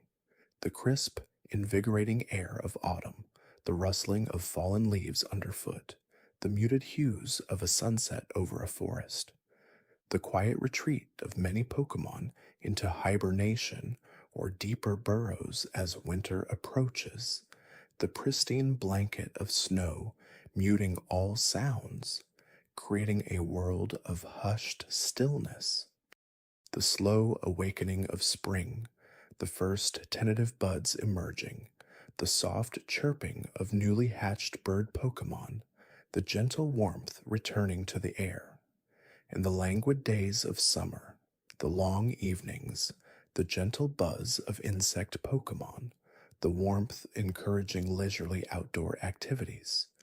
Each season is a subtle shift, a natural rhythm that governs the lives of both Pokémon and people, a constant reminder of the gentle flow of time. Even the most powerful legendary Pokémon, while awe-inspiring, often embody a profound sense of quiet majesty. The silent vigil of a Rayquaza soaring through the upper atmosphere, a guardian unseen by most, maintaining the delicate balance of the planet. The slow, deliberate movements of a Groudon, reshaping land masses with an ancient primal power, yet often found in a state of deep slumber. The gentle glow of a Cresselia, bringing peaceful dreams and warding off nightmares with its serene presence. These are not creatures of constant chaos, but rather embodiments of cosmic forces, often operating with a quiet purpose, their immense power held in check by a deeper wisdom.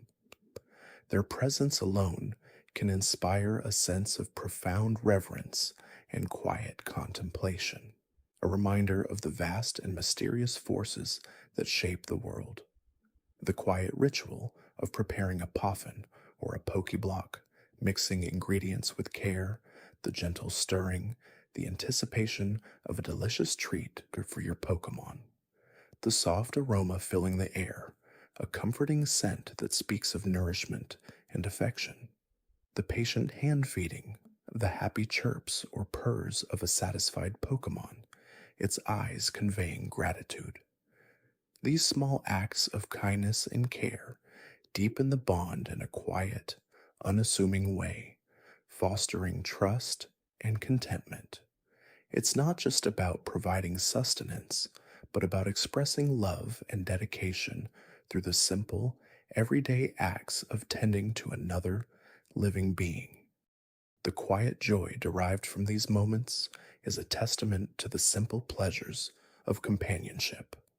Consider the gentle art of Pokémon photography, a patient pursuit that requires stillness and observation. Waiting quietly for the perfect moment, the soft click of the camera capturing a fleeting instance of beauty or an interesting behavior. The silent focus on composition, on light and shadow, on framing the perfect shot. It is a way of appreciating the subtle nuances of Pokémon life, of freezing time to admire their grace, their expressions, their unique forms. The quiet satisfaction of reviewing your photographs, reliving those gentle encounters, is a reward in itself. It encourages a deeper look, a more attentive eye to the world around you, discovering beauty in places that might otherwise be overlooked. The quiet contemplation of fossils, bringing ancient Pokémon back to life through scientific endeavor. The delicate excavation, the careful reconstruction, the thrilling moment when a dormant genetic code is reawakened. It is a bridge between the past and the present, a way of understanding the deep history of the Pokémon world and the creatures that once roamed it. The quiet awe inspired by these resurrected Pokémon walking among us once more is a powerful reminder of the enduring nature of life and the wonders of scientific discovery.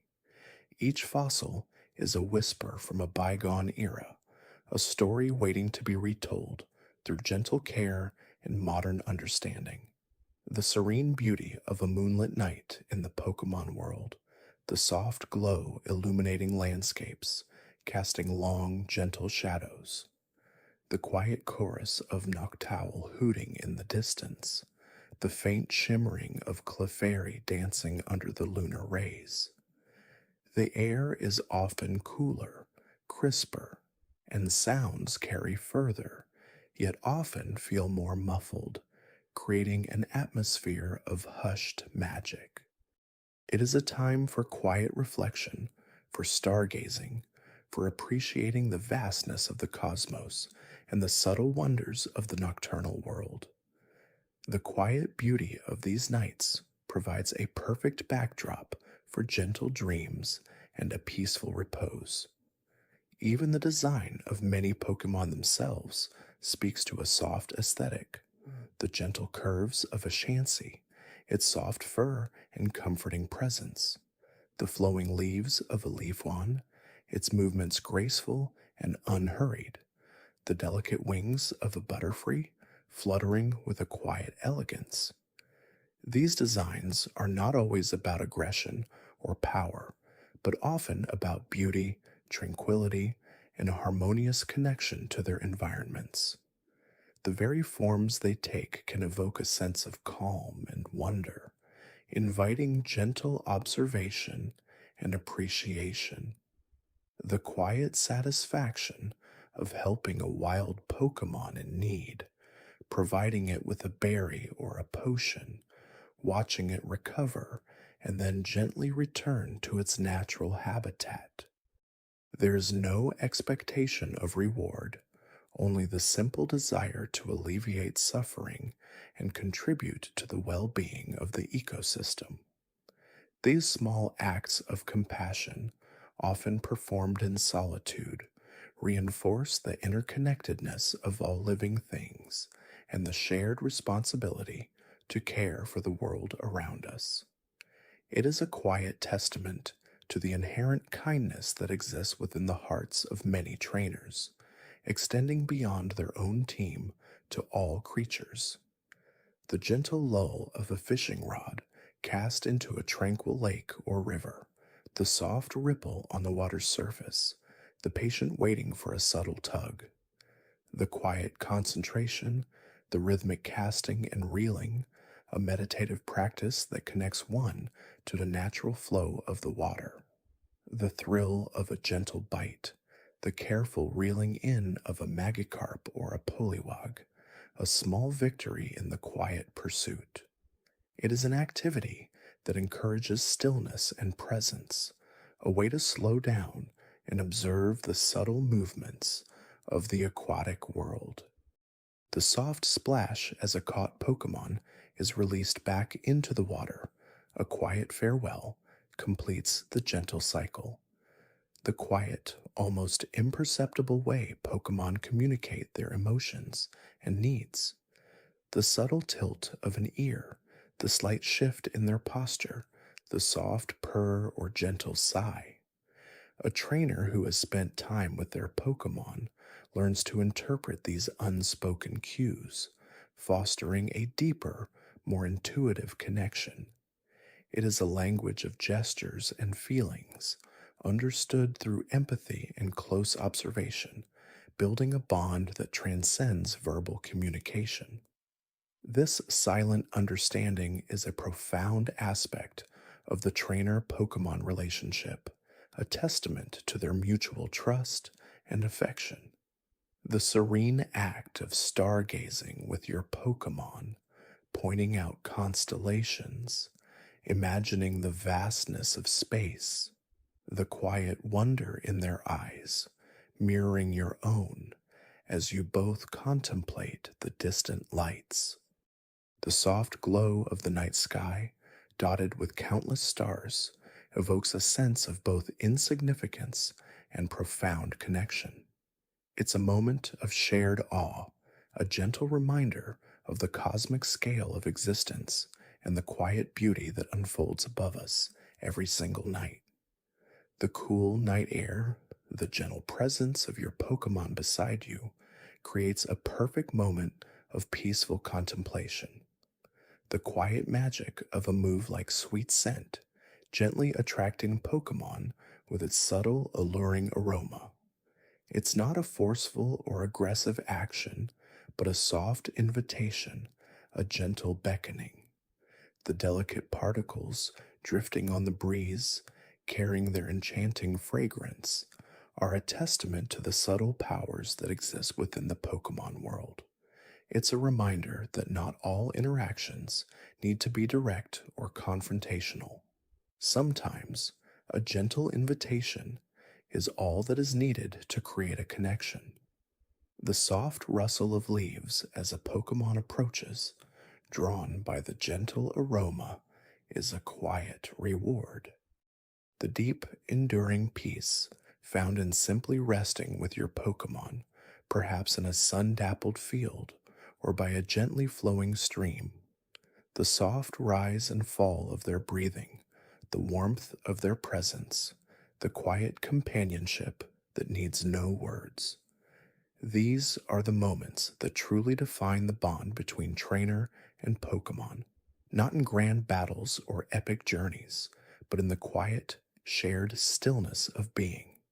It is a profound sense of belonging, of mutual comfort and unspoken understanding, a gentle embrace of shared existence. Laying beneath a clear sky, watching the clouds drift by, or simply closing your eyes and listening to the gentle sounds of nature with your Pokemon nearby offers a deep, restorative calm.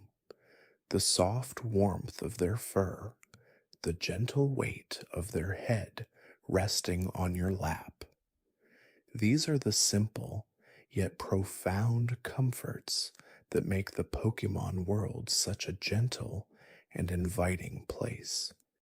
The gentle rustle of leaves, the distant call of a Pidgey, the faint hum of a sleeping Combee. These are the lullabies of a world brimming with quiet wonders and unending peace, a world where the very air seems to whisper tales of harmony and gentle existence. The subtle art of Pokemon breeding, a testament to the intricate biological processes at play within this wondrous world, unfolds with a quiet patience. It's not a hurried or forced endeavor, but a careful, deliberate process guided by understanding and respect for life's natural rhythms. The delicate dance of genetics, the subtle inheritance of traits and abilities, paints a picture of profound natural design. From an egg, a new life emerges, a miniature marvel that carries the echoes of its parents' strengths and characteristics, and sometimes even unexpected variations. The anticipation of an egg hatching, that gentle rocking motion, the soft, rhythmic tapping from within, all contribute to a sense of quiet wonder. It's a profound moment, witnessing the birth of a new Pokemon, a fresh spark of life entering the world, full of potential and new beginnings. The care taken in raising a newly hatched Pokemon, the gentle feeding, the patient training, the watchful guidance, all foster a deep and enduring bond from its very first moments. This nurturing process is a microcosm of life itself, a gentle reminder of the responsibilities and joys that come with fostering growth and development. Consider the intricate details of a Pokemon's natural habitat, how each species is perfectly adapted to its surroundings, a testament to the quiet wisdom of evolution. A Bellossom, with its vibrant, sun-kissed petals, thrives in warm, sunny meadows, absorbing the light that fuels its gentle dances. Its movements, a soft swaying, are a reflection of the breeze that rustles through its verdant home.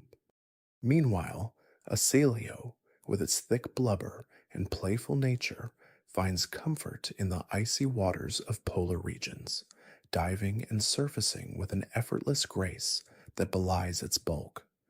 Its calls echo across the frozen expanse, a gentle sound lost in the vastness.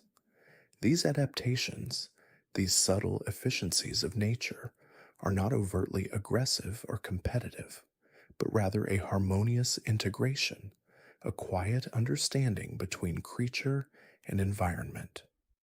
Each Pokemon occupies its own niche, contributing to the delicate balance of the ecosystem, a vast, interconnected web of life where each thread plays a vital role. The gentle hum of the forest, the rhythmic lapping of waves on a shore, the soft whisper of wind across a desert, these are the natural melodies of their homes, a constant, soothing backdrop to their quiet existences.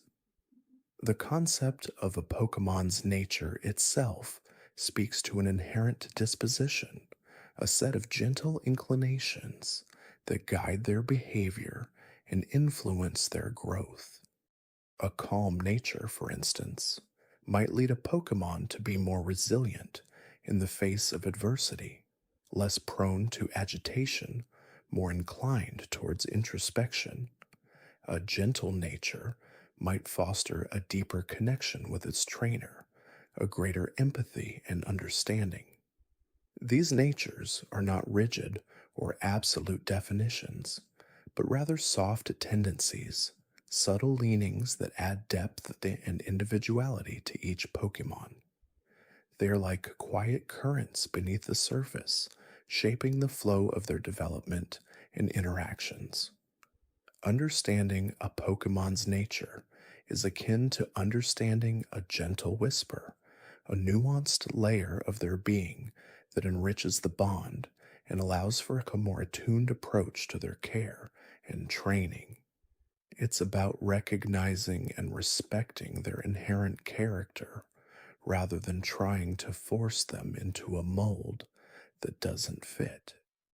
The practice of foraging for ingredients in the wild, whether it be for creating gentle healing potions or crafting delicious poffins, is another tranquil pursuit within the Pokemon world. The quiet search for berries in a sun-dappled forest, the careful identification of edible plants, the soft rustle of leaves as you gently pick the ripest specimens. These are moments of peaceful engagement with nature. The scent of freshly gathered oran berries, sweet and slightly tart, or the earthy aroma of a freshly unearthed mushroom are simple sensory delights that connect you to the land. This act of gathering is not about conquest or exploitation, but about respectful harvesting, taking only what is needed and leaving the rest for the thriving ecosystem. It's a gentle communion with the natural world, a quiet appreciation for its bounty. The creation of a poffin, a gentle culinary art, involves careful mixing and slow baking, the aroma of the simmering ingredients filling the air with a comforting warmth. The joy of offering a lovingly prepared treat to your Pokemon, watching them savor each bite, is a simple yet profound act of care and affection.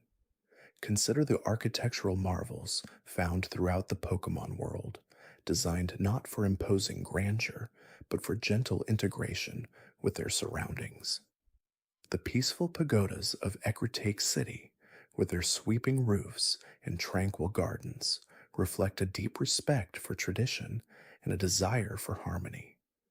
They stand as quiet monuments to history, inviting contemplation rather than demanding attention. The gentle flow of water features within these structures, the soft chime of bells in the breeze, all contribute to an atmosphere of serene calm. Even the design of Pokemon centers, with their welcoming glow and comforting atmosphere, speaks to a desire for respite and healing. The soft, rounded edges, the gentle lighting, the quiet efficiency of the nurses, all contribute to a sense of safety and restoration. These buildings are not meant to dominate the landscape, but to coexist harmoniously, offering shelter and solace to both trainers and Pokemon alike. They are places of gentle refuge, where tired travelers can rest and rejuvenate, preparing for the next leg of their peaceful journey. The soft glow of a campfire on a cool night, the gentle crackle of burning wood, the comforting warmth it provides. These are quintessential moments of peaceful reflection in the Pokemon worlds.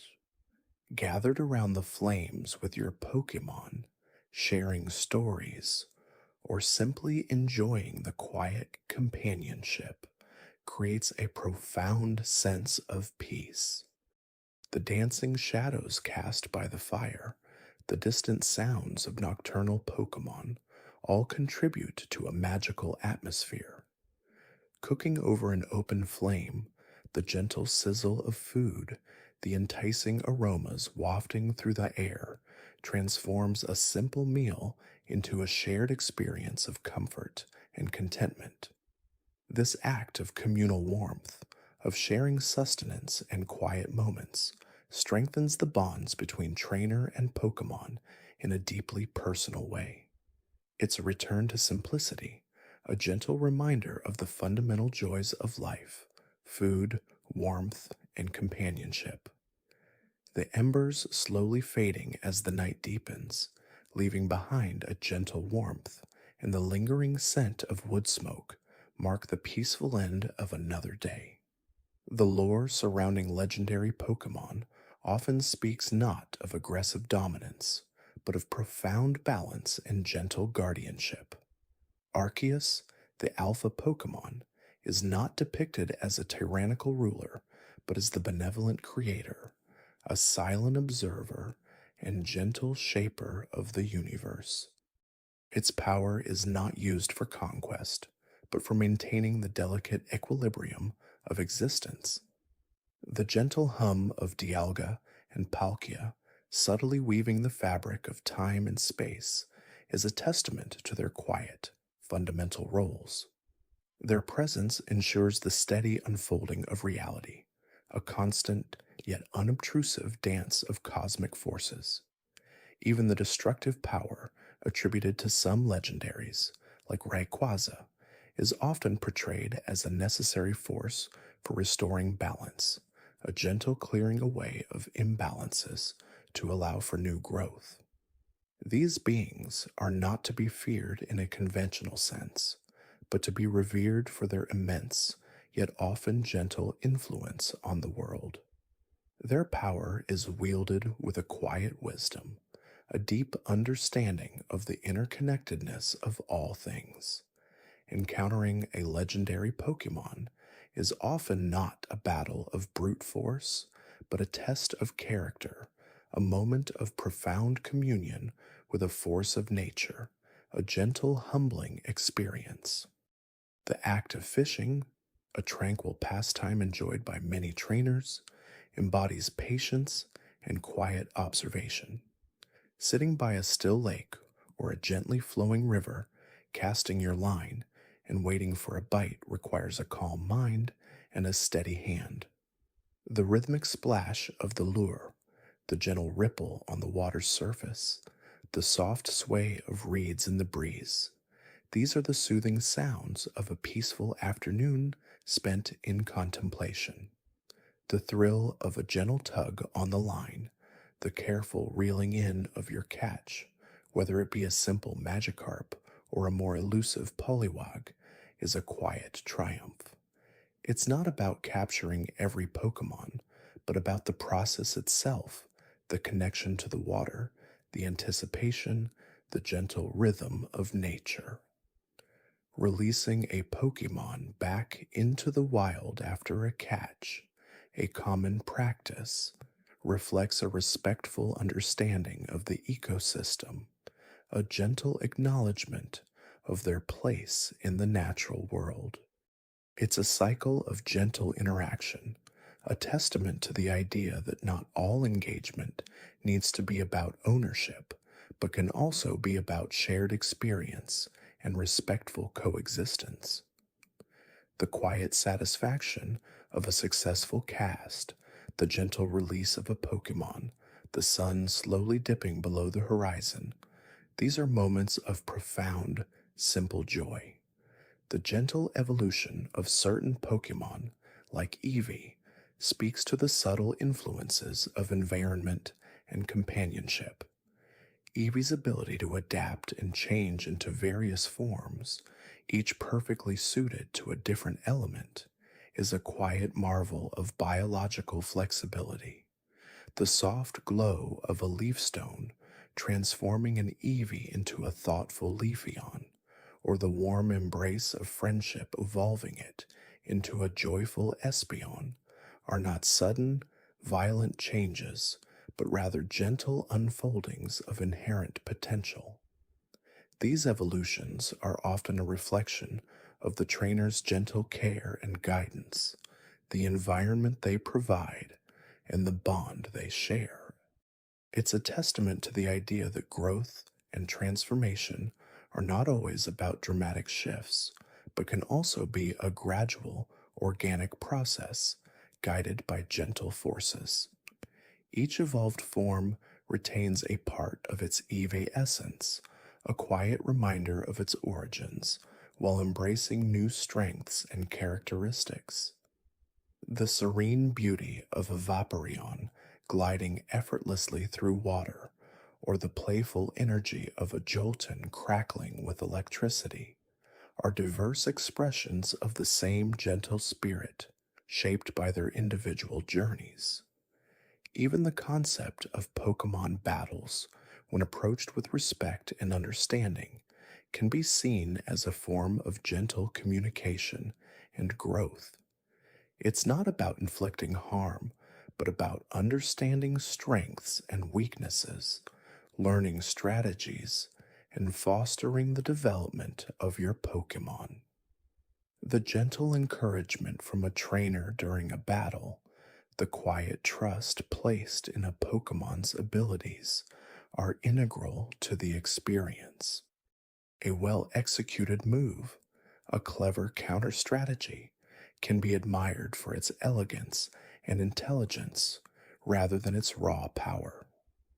The focus is often on the growth and learning that comes from these encounters, the strengthening of the bond, the gentle pushing of limits to reach new potentials. After a battle, the gentle healing of Pokemon at a Pokemon Center, the kind words of the nurse, reinforce the idea that their well-being is paramount. It's a cycle of challenge, growth, and gentle restoration, where the ultimate goal is not victory at all costs, but mutual development and enduring companionship. The quiet respect shown between trainers, the polite bows and handshakes after a contest, speak to a deeper understanding of the gentle spirit of competition. The soft glow of a successful battle, the quiet pride in your Pokemon's efforts, creates a feeling of accomplishment without aggression,